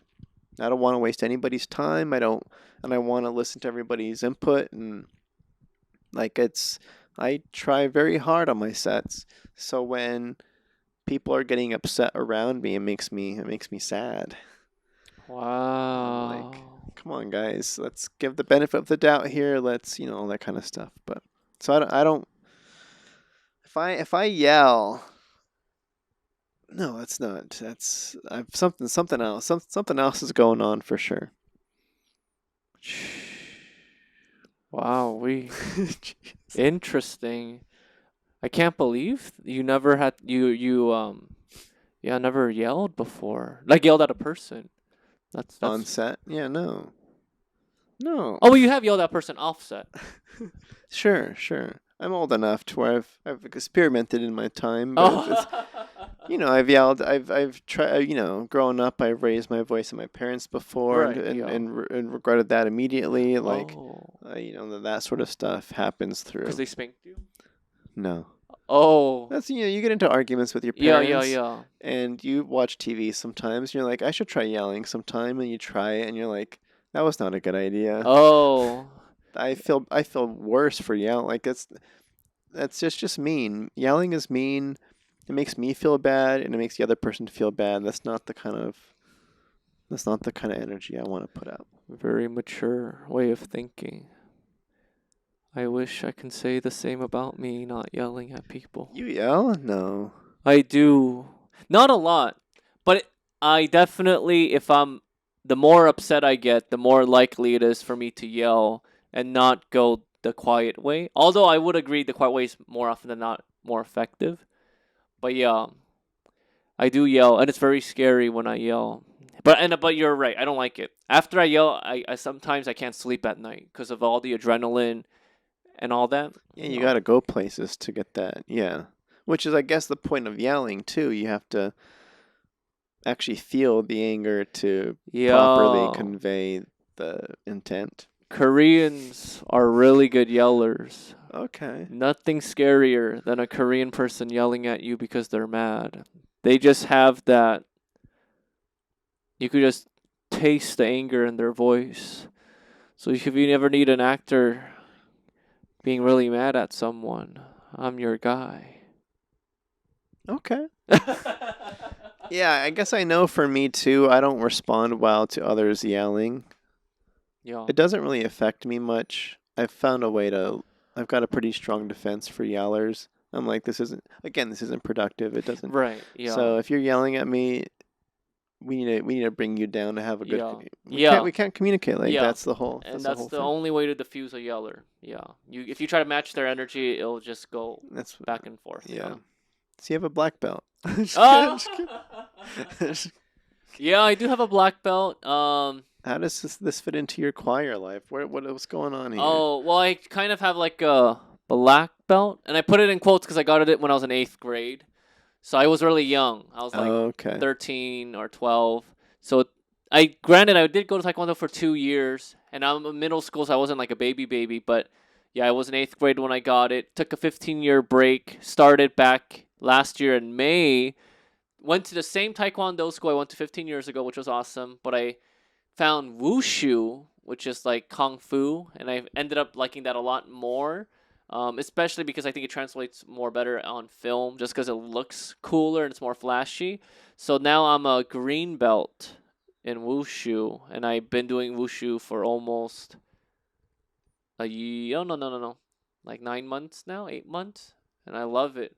But yes, I am technically a black belt. Technically Yeah. speaking. Okay. That's cool. So what are the benefits? Like why get back into it? I know okay, yes, please. Oh, well, when I decided towards the end of the pandemic, like I think I'm gonna try to pursue this acting thing. Obviously, I'm Asian, and like I feel like I could go up for roles where martial arts is included. So and I want to do roles like that. I would be super. It'll be super fun to do roles like in Shang-Chi or some fighting movie or whatnot. So I thought it would be a good skill to have. So I decided to pursue it again. And the benefits, it's a great workout. Your reflexes get really good. Your body becomes more coordinated. And it's just fun. I enjoy it a lot. I enjoy doing cool things. Although I can't do any cool things right now because I'm still a lower belt, but it was mainly for film, for acting. I thought it would enhance my acting career and make me more castable if I'm a better martial artist. Okay, all right. Nice. Hiya! And plus Cha! you kind of have the background in it already too, where you came up as a kid doing Doing you have a black belt in what? oh, taekwondo. Taekwondo. Yeah. Yeah, and honestly, um most I feel like a lot of casting directors probably assume that I know martial arts already because I'm Asian or so. You think? Is that how casting directors are they very stereotype? I think so. I think they would assume that. I mean, not to be racist right now, because I know it's not true, But if you're like, I feel like, a lot of times some people, if they see a black person, they'll automatically assume they probably know how to like rap and dance, you know. Same thing with Asians; they probably know martial arts. Is that a hot take? Am I gonna get canceled for saying that? Well, you're saying what you think other people think, so I don't know. It's a little bit some degrees of separation there. Um, that's interesting. Okay, well, Do I have little faith in humanity for thinking this way? that's a question. That's a question. No, that's cool though. Having that physicality, I'm sure, yeah, it could expand regardless of. Because I was thinking of like everything, everywhere, all at once. Oh, such a good movie. There's like some super So like I good. think about like the chef. I was thinking of you for like that chef role with the Oh! Raccoonie or something. Like there's just some super wacky roles that they still have to do all this physicality, and I'm sure Yeah. that all whether it's wushu or not, having the control over your body really Yeah. That was a great movie. Did you like that movie? loved it. I saw it twice. I saw it 3 times. So Ooh, one up. But ooh. what what from a director's standpoint makes that movie so good? Like is it the story, the shots, the cinematography, the acting? Like why? Because that movie is very quirky. Love it. Yeah. What from a director's standpoint did you find that movie so Well, captivating? you can tell that somehow you can tell that the people that made it cared. That's kind of I every frame it feels like every department put everything they had into each kind of frame. It's like I think about the opening sequence at their home. Um I know I was wowed right off the bat with just the set deck, like the set decorating. They have the writing, everything was so good. But just like every corner of the laundromat and then their back room, like they have all their tax papers all around. Everything is packed to the brim. The house is like totally lived in. It's 100%. Every corner, every nook has stuff packed into it, and um, that kind of feels the same with the writing too. There's like three conversations going on at once in the beginning. They're talking. She's talking about one thing. He's talking about one thing. The grandfather's coming in here. The daughter's coming in here. Like Oh the wow. choreography of the writing feels like real, authentic, and family interaction versus like a scripted. Let's have our chat. Okay, now the dad comes in and have this chat. It was all bouncing Oh. around. they were just having fun. It just looked like a lot of fun, and I mean the it just very layered. The story was layered, art was layered, deep. The cinematography was all over the place. Like it seemed very experimental. It seemed very. It was just there's so much going on, and it was just too much fun. I love that what you said about you could tell that everyone put their all into it. Like, yeah, that's so true. I didn't notice it until you pointed it out, but yeah, I did feel that. Like, it seemed like it was so meticulously and carefully crafted. Yeah. Yeah, no, those directors are awesome. I know, yeah, the Daniels. I forget their last names because they just always go by the Yeah. Daniels. But um, I know that those guys specifically come at it from such a weird direction too. Like they don't even like when they were making their first film. Daniel Radcliffe, Oh, is that Swiss Army Swiss Man or Army Man. something? Yeah. They were talking about how just the process of making a movie is so weird and like convoluted that it's hard to make.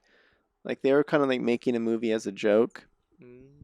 and so they come at it from like it's almost like a meta level where they're looking at the process and just kind of like throwing stuff at it to see how it'll work. So they're very I don't know how they came up. I don't know enough about these guys, but they approach it differently, and I was very inspired because they shot a lot in a very short amount of time, and Oh. it blows my mind. Would you say that is an Oscar-worthy film? Like, will that type of film even get nominated for an Oscar? I don't know. I'm sure. I'm sure. Like maybe some performances will get some nods. I don't know about cinematography. I don't know about editing. Editing should get a nod. That editing in that movie was pretty crazy too. Um, What about best film? who knows? Who knows? It'd be lovely if it got a nod, wouldn't it? Do you think it will? Writing too, best original screenplay for sure. I don't think too much about the Oscars really, Mm, so I don't put much thought into it. But yeah. it'd be lovely, I suppose. Good for them. It's Right. captivated enough audiences for sure. Yeah. Yeah.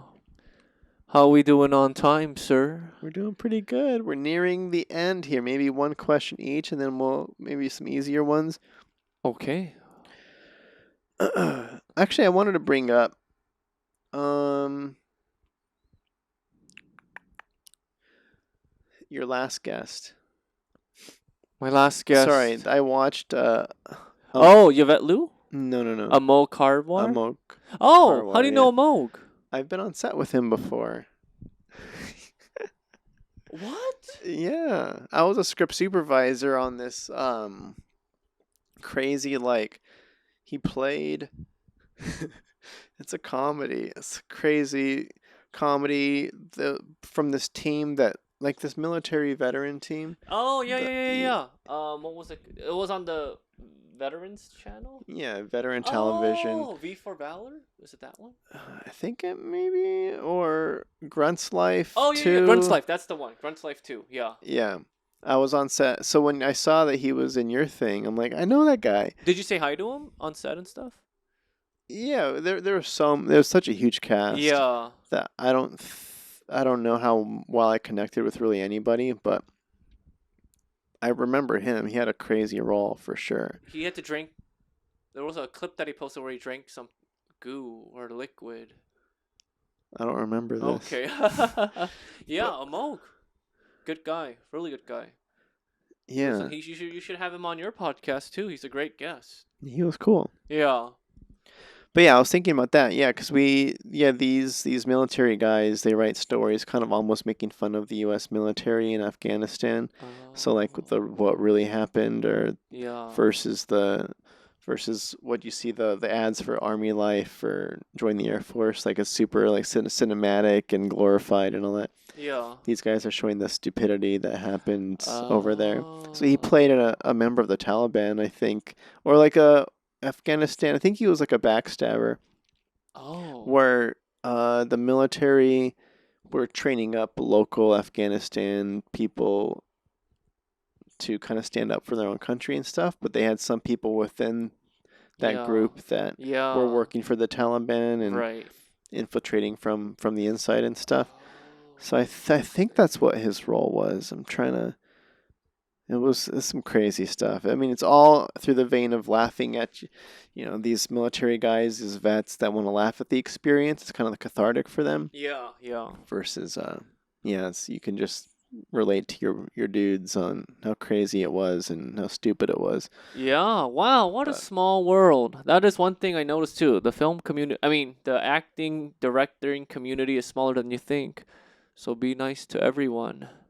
just be kind in general, so you don't have, just how about try that? Um, Yeah, well, you don't that's true. don't be kind because you think they're gonna help you out in the future. Right. That's wrong incentives here. Right. Well, now I got a question for you, sir. Now you have, you have a film on Amazon Prime, Sure. right? And or yeah, you do already have one. You have another one coming out, right? Chama Days? Chama Days? Chama Days. That one's Yeah. nearing the end of post currently. I've been saying that for like 10 years now, but it's happening. Yeah, because it wrapped May 2000. It's been over a year since we Yeah, wrapped the yeah. film. So that's exciting. But so you're a credible director now. Do you deal with actors trying to like suck up to you or be like try to reach out to you in a very artificial way, hoping to, you know, I don't know, gain a role or something like that? Like, do you deal with that? I feel like it actually happens. I've dealt with that a lot on Instagram. That's usually where it Oh, kind of goes down. But wait, they DM you yeah, saying, I'll get DMs "Oh, on wow, occasion, not too often, but what did they say?" um, they'll be the worst ones are just like they'll just notice in my bio that I'm a director, and they'll DM me saying if I have any roles available they can audition for. But they don't. Not many people reference like, "Hey, I checked out your links and I watched your feature. I watched some shorts, and I really love what you do, and I would love to work with you.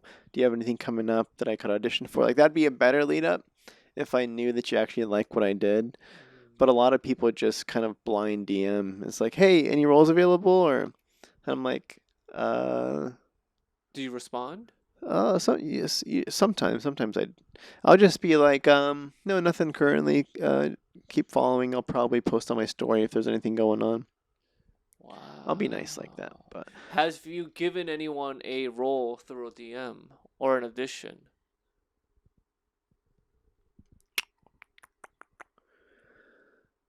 I don't recall. I don't feel like I have. I don't. Oh. So would you say Um. that's a bad way of reaching out for Well, auditions? I think there's a good way of reaching out is just saying, "Hey, I love your vibe. I love what you do. I'm happy to follow you, and hope to work with you someday." Like more of like lay some groundwork first before stuff, and that's more of a Oh. nice way of getting into my brain. Where then if I follow back or whatever, and I kind of can see what you're up to, and I like what you're doing too, then I'll keep you in mind for stuff. Like it's more of how I work, but um, yeah, because I like to cast from who I know and who I've worked with Okay. before. I'm very uh,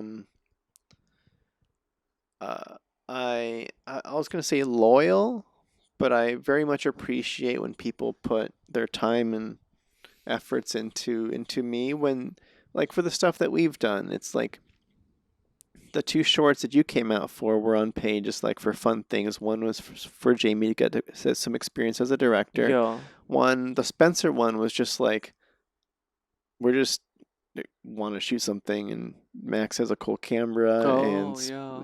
we're just like let's just. It's more of like a warm up exercise thing. So then, Right. for instance, for you, I'm like, man, Ryan's put some time into coming out and doing some stuff or whatever. I'm like, I really dig his thing and what he's doing, and Oh. I appreciate him coming out. I definitely want to give back when I can and be like, oh, I've got this Oh. cool, and like I know he's got physicality, so whatever. I'm like, he would be a perfect fit. So you come to mind a lot more because you've just been there and you're always doing stuff and you're whatever.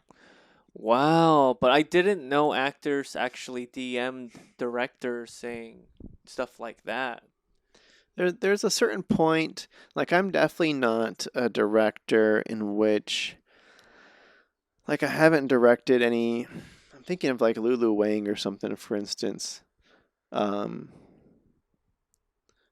After like if you hit if you direct a certain movie, you kind of become too big. Like she talked about after directing The Farewell, she was doing she would have coffee meetups with people. Oh. I do coffees a lot too. Like she would grab coffee with people, she would talk to directors or actors or whatever she would do. She would just be like, "Yeah, I'm out and about, I'm grabbing coffee with people." But after directing that movie, and it was a financial hit and stuff, she kind of hit a certain echelon, if you will, and she kind of had to like stop doing that because she was too big. But so I'm not there. There yet. I'm very approachable. I try to be very approachable and just approach in the right way. Yes, so true. The maestro is kind. And if you are going to DM him like the way he said, or it's not gonna work. I mean, Wow, we. yes. Well, that's all, folks. All right, yeah.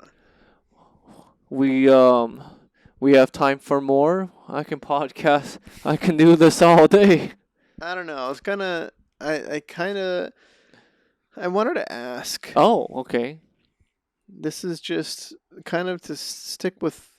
I wanted to hear more about stand-up comedy, just a Oh, little bit. yes, of If I course. may. I know we got you excited. We thought the episode's over. No. But, I just feel bad because I feel like I just wasn't sure because you're very kind. So I just want to make sure that if you're Oh yeah. thinking on the inside, why isn't this guy leaving? No, That no, I no. give you an out. But I'm having a great time. I Yeah. appreciated it.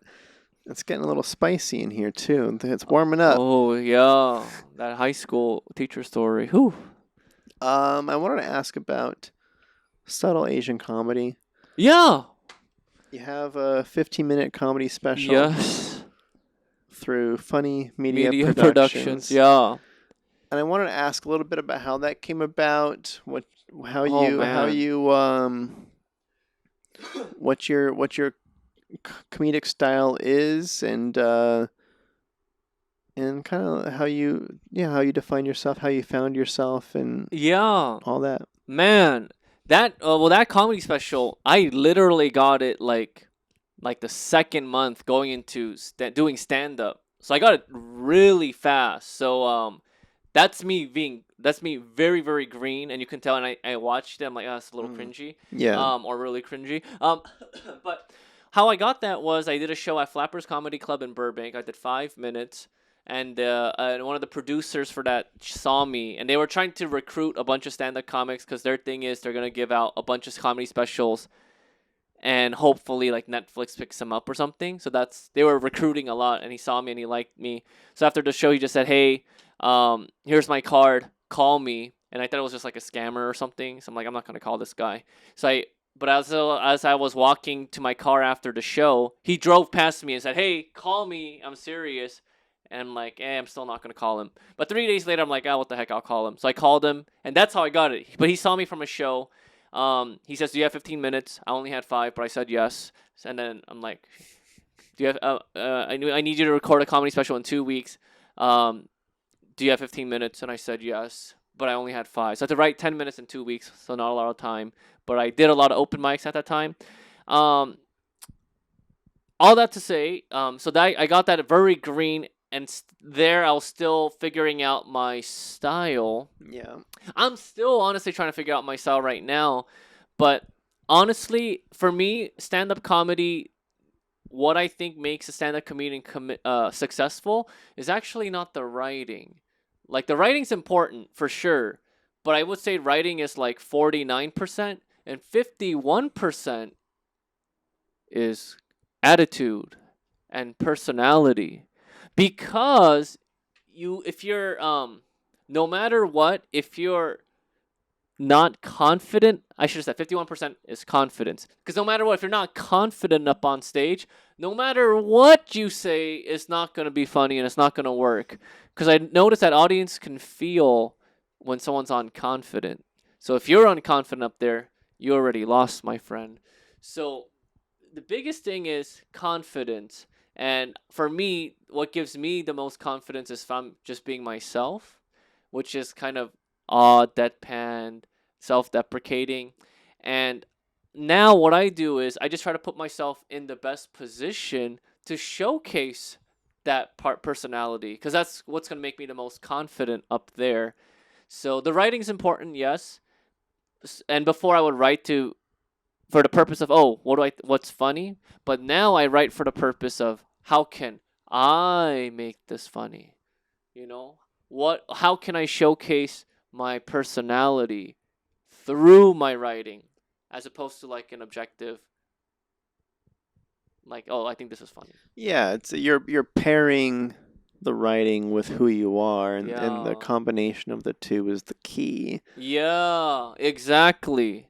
And I thought about this just recently. And who knows, I might be wrong. I might be thinking of something completely different tomorrow. But as of this moment, that is my answer. But yeah, the pairing of the two, the writing with your humor and the confidence and the Yeah. personality. Did you name is that the did you name the special, or was I that did. okay? I named it. Subtle Asian comedy. Yes, and I will admit I named it that because I thought it would be super clickbaity, but it backfired on me. Because there's a huge Facebook group called Subtle Asian Traits, and it has like millions of Asian followers.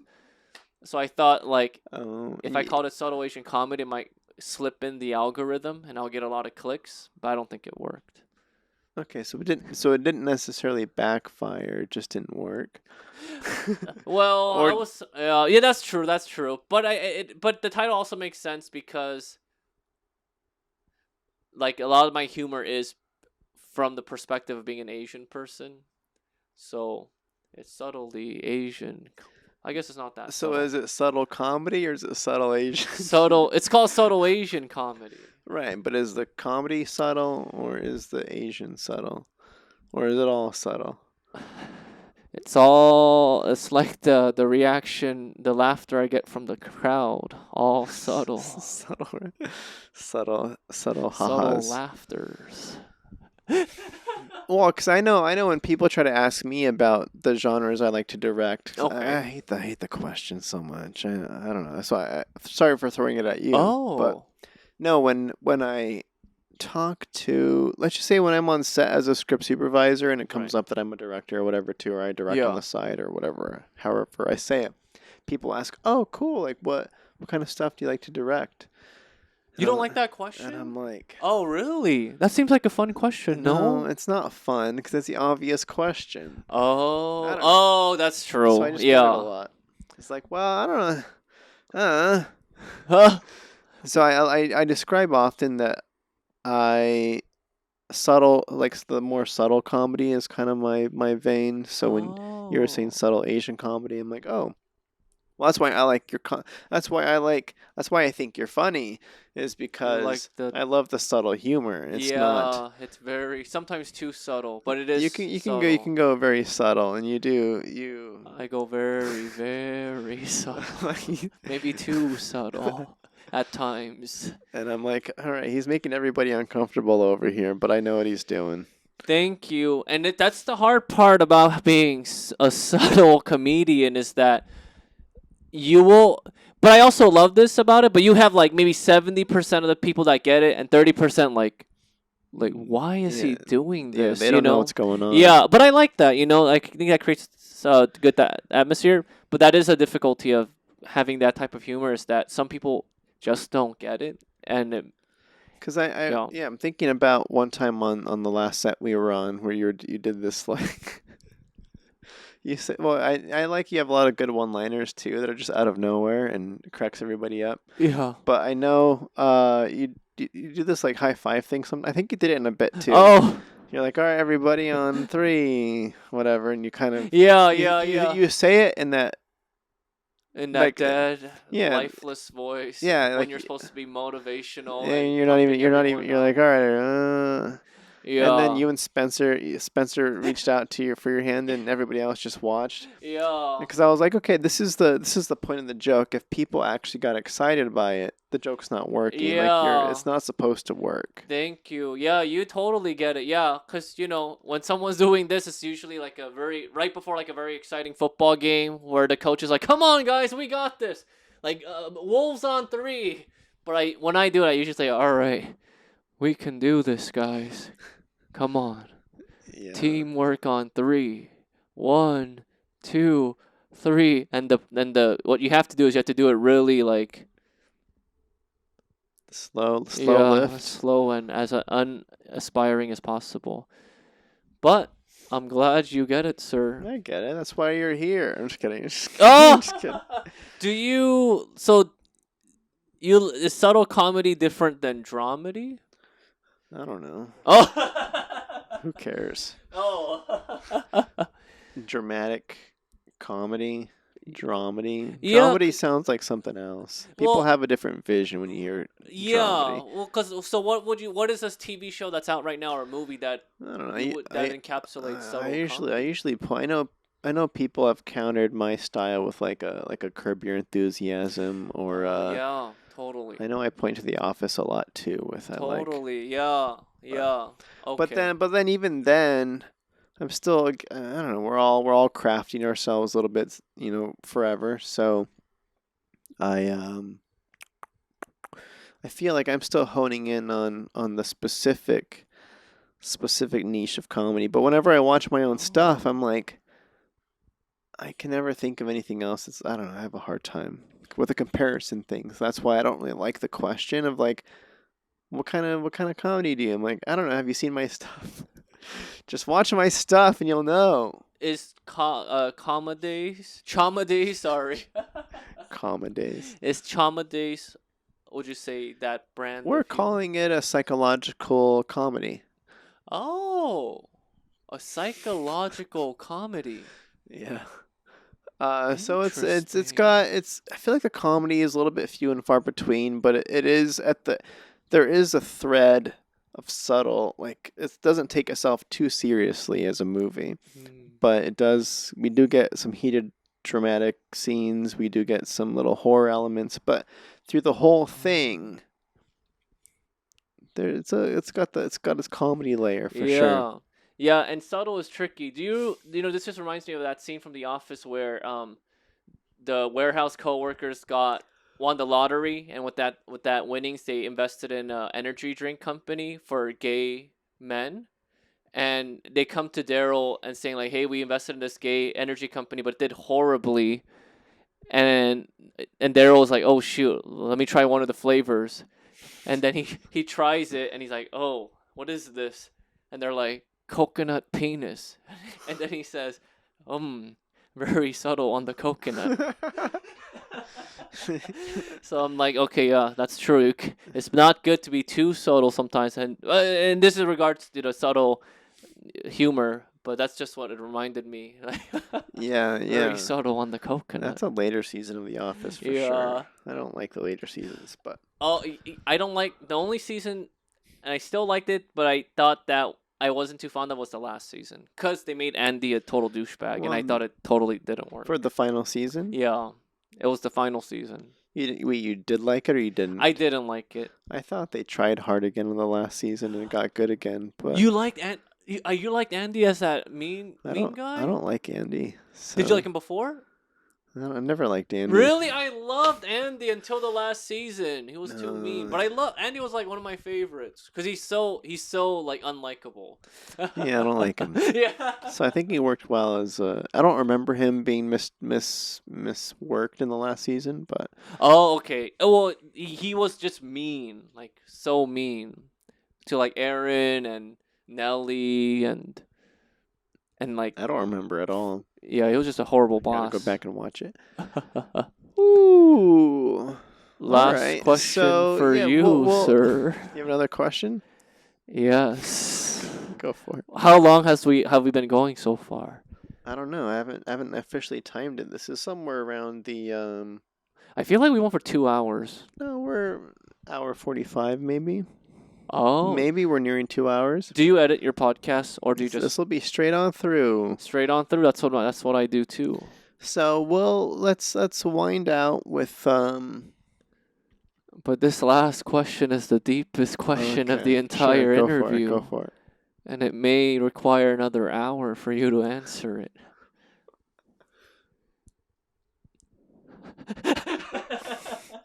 Yes. I'm just kidding. It's not a deep question.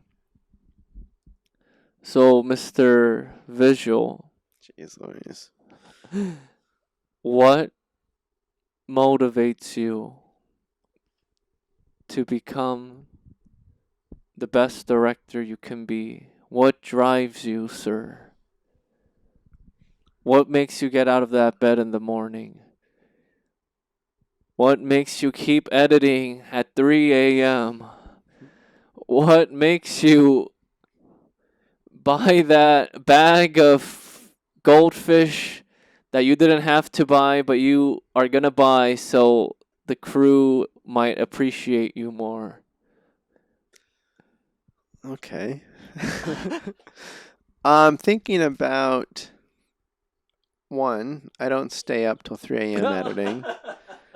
Sleep is very important to me. Okay, well, that's good. Gotta Yeah. keep that energy. Yeah. Consistency is more important than the Yes. burst energy. Yes. So agreed. I would Completely agreed. rather yeah. Goldfish. I don't like goldfish.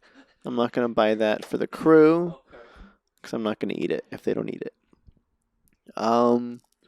What motivates me? It's a good question. I haven't thought about this for a while. I know. What keeps that I know. fire burning in the furnace? I don't know. It's a crazy creative journey that we're on. I don't know how it is on your end, but I know on my end the challenge of getting something made at all is always exciting, and creating something out of nothing is always exciting. I know giving people opportunities to be themselves and to showcase who they are and do the thing they love is very exciting for me. And then I know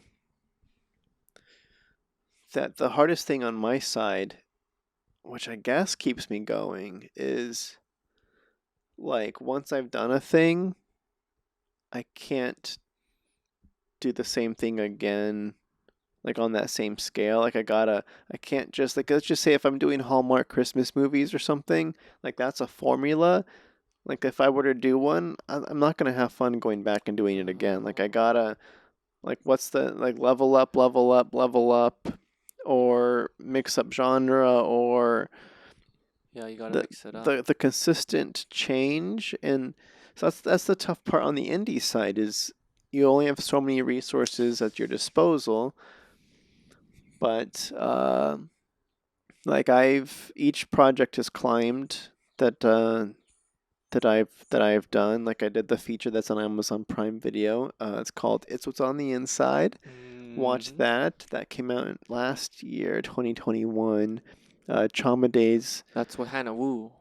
Hannah Wu was in that one, yeah. And then Trauma Days was a level up in the sense that I already got, like, the first time I was like, can I make a feature at all? Okay, sweet. And then feature number 2 was, I know I can make a feature. Now let's hone in on everything I've learned since I made that feature. Boom, make a better feature. And then we're going to do the festival route and try to get that thing sold and stuff, which I didn't really try on the last one. So I'm going to try to get some new experiences with that. And then the short film I just came out of was the biggest budgeted project that I've had the chance to direct and produce. So that one was expanding the team and packing those days as full as possible to really capitalize on everything, and working with the team to make sure, yeah, just bringing in better people, which adds pressure, does the creative too, because you want to lead them properly and give them the best opportunity to succeed, which fuels my day to day too. Because I don't want to fail them. That keeps me going. So once you get in the loop of like creating, like I mentioned loyalty earlier too. Like I've worked like the Trauma Days feature was a lot of donated time. We were at a specific time on that one. Post like vaccine had just come out, and we just wanted to shoot something. So the team essentially took 3 weeks out of our schedules and made a movie kind of thing. So then I feel indebted to all those people. So like I enjoy the pressure of needing to succeed because it's not just about me, it's about the people that I care about that are also hustling and on the rise as well. So it's not all I don't know, I just enjoy I don't know. Just there's a lot going on there. But I know I want to succeed and I want to succeed for others and help lift other people up too so that it's not yeah. The maestro. The maestro. Beautifully Yeah. said. Beautifully said, sir. I knew you were a hustler, but I didn't know you were this much of a hustler. You're a hustler, sir. Thank you. Thank you. I guess I am. Yeah, so the big ambitions, big goals, and I'm scared about this next phase for sure because Oh, I've just, I'm wrapping that post. I'm wrapping post on Trauma Days, and I'm gonna ideally be wrapping post on this short film called Sojourn in the next month too. And then being that those are my latest biggest projects, I'm not gonna feel satisfied trying to do the same thing again. It's like, hey everybody, you want to do 3 weeks for It's like no, that's not gonna. I don't know. So So you're always trying to, level up it's like or mix it up. yeah, you gotta leverage the experience you've collected to do the next thing even better with more and yeah, bring better people or the same people and give them more to work with, like all that kind of stuff for sure. Success is the warmest place to hide. That's just what you said reminded me of. Does that make sense? That sounds a little ominous. Oh, because That I'm trying to hide, and the no, succeeding gives no, me the no. place. It's a good thing because you're right. Once you successfully directed a feature film, some people will be very happy staying and basking in that success as long as you can. That as long as they can, because it feels good. But you're always trying to do more. I try my best to celebrate the wins. You know, you gotta celebrate the moments for sure. But yeah, it's a tough balance. Life begins outside of your comfort zone. That's what also you just said reminded me of. You always try to get out of your comfort zone because that's when life really begins. And if you're just comfortable all the time, it's not a life worth living. Two roads diverged in the. Jeez Louise. Okay, so what are you working on next, buddy? We just crossed the halfway point of the year. Oh, What's I thought you were gonna say we just crossed the halfway point of the podcast. um, well, I'm working on next. Shoot. Um. Working on next. what's the goal of the podcast? Oh, I'm so sorry. Okay, that's what you meant. Okay, like what's No, my next goal? yeah, just what do you? Yeah, I was. It was just a general question, but I thought I'd ask about that since this is a fresh episode 4. Yeah. What? A podcast. Honestly, it was just I enjoy talking to people, and also I know, like I said before, like you have to make your own content now, or it helps to make your own content. So I'm also a hustler. I like the hustle and bustle, so I'm trying to do what I can with my free time, you know. Make sure you use the microphone over Oh. there. Okay. See, that's how you know I'm on episode 4 because I don't even use the microphone. But yeah, I'm just trying to be as productive as I can with my time, and I thought the podcast would be a fun way for me to talk to people and release some content because I like to post like funny clips from the convo, and I really really like the humor that comes out of these type of situations. So I think we got a lot of great stuff here that I'm gonna post, and we'll see. But besides so the podcast is that me just creating content and me creating content. And what's next for me? I would. It's such a cliche answer, but I would obviously like to get a co-star. I would like to the get a national commercial or something. It seems like you've been killing it from my you've been booking consistently. It seems like. Everyone's been telling me that, but no, I didn't book anything for the last month now. But I think what happens is the projects that I do, they always usually come out around the same time.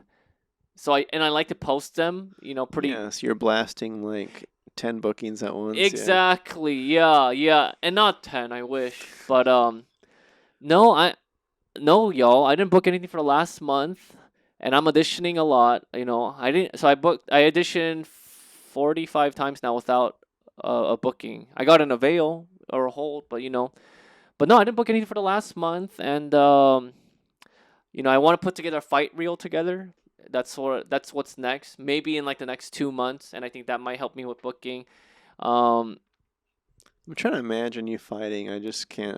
I just currently can't see it. So why? I gotta see this reel and it'll change my mind. Wait, why don't you want to? Well, cause you okay, cause Cha if cha we're talking if we're cha talking cha. brand, the subtle comedy is like I know. if it. Are you planning on incorporating awkward into the fights? Or are you trying to be badass fighter and also awkward boyfriend at the same time? I don't know, man. That's the thing. Is that my brand is so like nichey, that I feel like sometimes I'm shooting myself in the foot. Because I heard that casting directors do look at Instagram, and if they see all my like cringy stand up clips, they're probably like, "What the fudge? Like, we don't want this guy." Gotcha. Yeah. Or they do. Yeah, or they do what if they need a really awkward, ugly, tall Asian guy with long hair. But anyways, that is a dilemma. I'm trying to figure that out because I like to play all roles. I'm definitely not like, oh, I'm not gonna do this. It's not my brand. I don't really care about my brand. I just like to be me. But that is an issue, or an issue that I think might arise in the future. Like, what, Ryan? As a doing a fight reel, that's gonna be so weird. He's so awkward. Yeah, cause I like the idea. I feel like it would be boring to watch you play like a normal dude. Like Yeah. that sounds like why are we bottling up Ryan Koo in just some normal like security Oh. role where he does some punching and kicking? Like that's not. You gotta play it. Oh. You gotta let the personality ooze through it and also layer on the action. But Right. I don't know. But Yeah. either, well, you'll figure it out. What do you? Okay, sorry. This is the last question of the Jeez. podcast. As a director, what do you think is my type? Like when you think Ryan, what are the type of roles you see me for? Like, do you see me as the weird stoner? Do you see me as like the bad boy bully? Sorry, I yawned on that one because the question is. 'Cause I see Ryan as someone that is boring and should never be casted. No, no. Well, because I know I'm thinking about how you've been cast so far in my world. Uh, the initial character for Love at First Arrangement wasn't intended to be as awkward as the guy who came in the door, but I trust that we would still lean into that because you are who you are. But I could be very normal. I could. I could if I'm an acting. Yeah, yeah, in action, and you turn normal. It takes a lot of practice. Uh, I know. I mean, I don't know. It's just my. You're talking to a guy who loves comedy and the subtle comedy of it. So I'd be like, I'd be essentially casting you. Like I look at you just as who you are. I Okay. essentially cast people on their standard base selves, Right. and then we throw on layers of the character that help, Okay. intensify that. I But thought you were gonna say I cast you as you because you're such a bad actor. I want you to do as little acting as possible. no, no, it's a little bit on me as a director too, where I feel very confident in my castings when I know the people that are Oh. coming in. I'm like just coming to you, man. I love you for who you are, and let's just come in here and let's take who you are and look at this character, and we can of course accentuate certain traits and downplay certain traits, but So you're telling me you casting me wasn't because you thought I was the next Daniel Day-Lewis, but because you had a role that was perfect to my original personality? you're perfect for the role, Ryan. Yeah, exactly. You're perfect for the role of Ryan Koo. Yeah, I know. I do want to experiment more with casting actors in almost like the complete reverse of their actual Oh, personalities and see how it goes. So yeah. it'd be like, all right, Ryan, I'm casting you as I don't know. I just don't like it. Just it doesn't sound. Maybe it's fun for. Would that be fun for you? Is like zero awkward and total suave Yeah, and I will tell you this. like a secret Most of agent. my big additions that I've gotten, which isn't a lot, it's that. So if they don't know my personality and they just see like my headshots or my reels, it's almost always like the suave, charming, smooth, playboy ish Okay. role. Yes. Yeah. Yes. Yeah. But that's hard because I think I kind of I give off that vibe with like my look maybe, but my personality is just like Yeah. it's not that. So is No. that was would that be fun to play though if you did get cast in that role and you're Oh, like I love it's everything's fun. okay I just love acting and performing and creating. So, such a because cliche answer. no for sure I a heard little that bit. sigh, sir. I know it was cliche, but I was also thinking about how that's how I knew I didn't like acting too because I had Oh, did like some dinner mystery dinner theater mystery murder mystery dinners. okay, It was like improv acting yeah, kind of yeah, gigs back in Reno. yeah.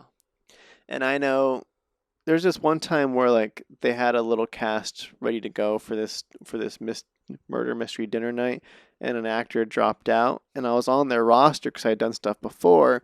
So they called me in. I'm like, "Hey, you available? $100 for tonight, whatever the thing was." Yeah, yeah, yeah, And yeah. I'm like, "Yeah, I'll come out. That sounds fun, easy money." And the role was for like some mob boss, kind of like Oh, really powerful, really, like. you would kill that role.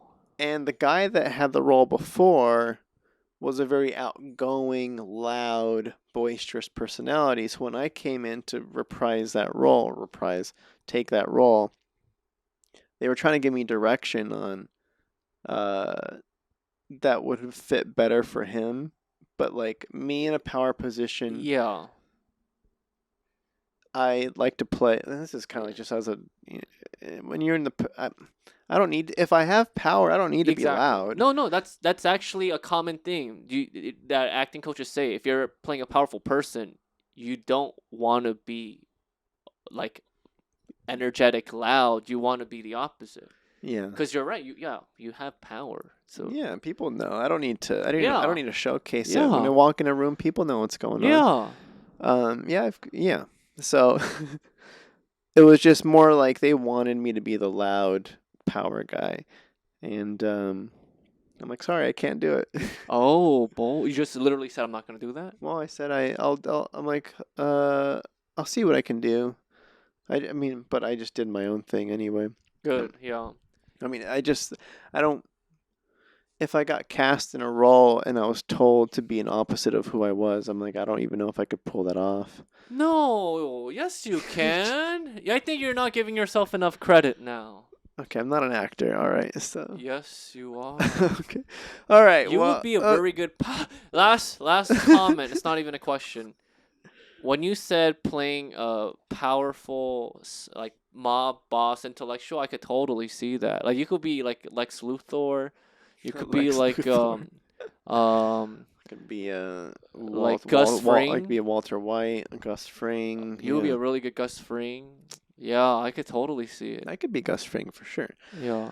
That guy's good though. He's good. He's very good. And he's such a happy person in real life. I'm like it's always interesting to see really good actors in real life because sometimes they're like the complete opposite of their character. Yeah, it's fun. Yeah. All right. On that note, we're at the end for reals, everybody. Follow me on Instagram at EddieVHillV. You can also go to my website at eddievhillv.com. Watch my movie. It's What's on the Inside on Amazon Prime Video Yes. right now. And Trauma Days. Trauma which Day is coming coming up. soon, so make sure you follow for that. Where can people find you? They can find me on Instagram at Ryan Koo. But I'm trying to get my Twitter following up. I only have 40 followers. So if you are on Twitter and you give me a follow, I follow back. If I know you, then I follow back. Noted. Make sure you follow the what is this podcast called? The Eddie Conversation Podcast. Subscribe there, and yours is Q&A. I was trying to see if you remember. Yes, and follow my podcast Q&A. Leave some ratings. Help the flow. Help the brokenhearted. Yes. Oh my. Do you have comments on your podcast? Where? Like on your do On people YouTube? comment on your podcast? No, on wherever like YouTube, Spotify, Apple Podcasts. Do people Can leave you comments? comment on Spotify? I don't know. I don't think you can comment on Okay. the audio only. Oh, okay. This is dropped on YouTube as well. It's in video form, so make sure if you're there, leave a comment there. Yes. Or if you're watching on Facebook or Instagram, comment there. Oh, you posted on Leave some Facebook comments. I don't. Too. Oh. I post links. All right. Anyway, thanks for listening, everybody. What a Thanks wonderful for show. listening. Thanks Wonderful show. If you watch the whole thing, God bless you. Is this a non-Christian? Okay. Thank you, Mr. Ryan. Thank you. Bye, everybody. Bum, bum, bum, bum.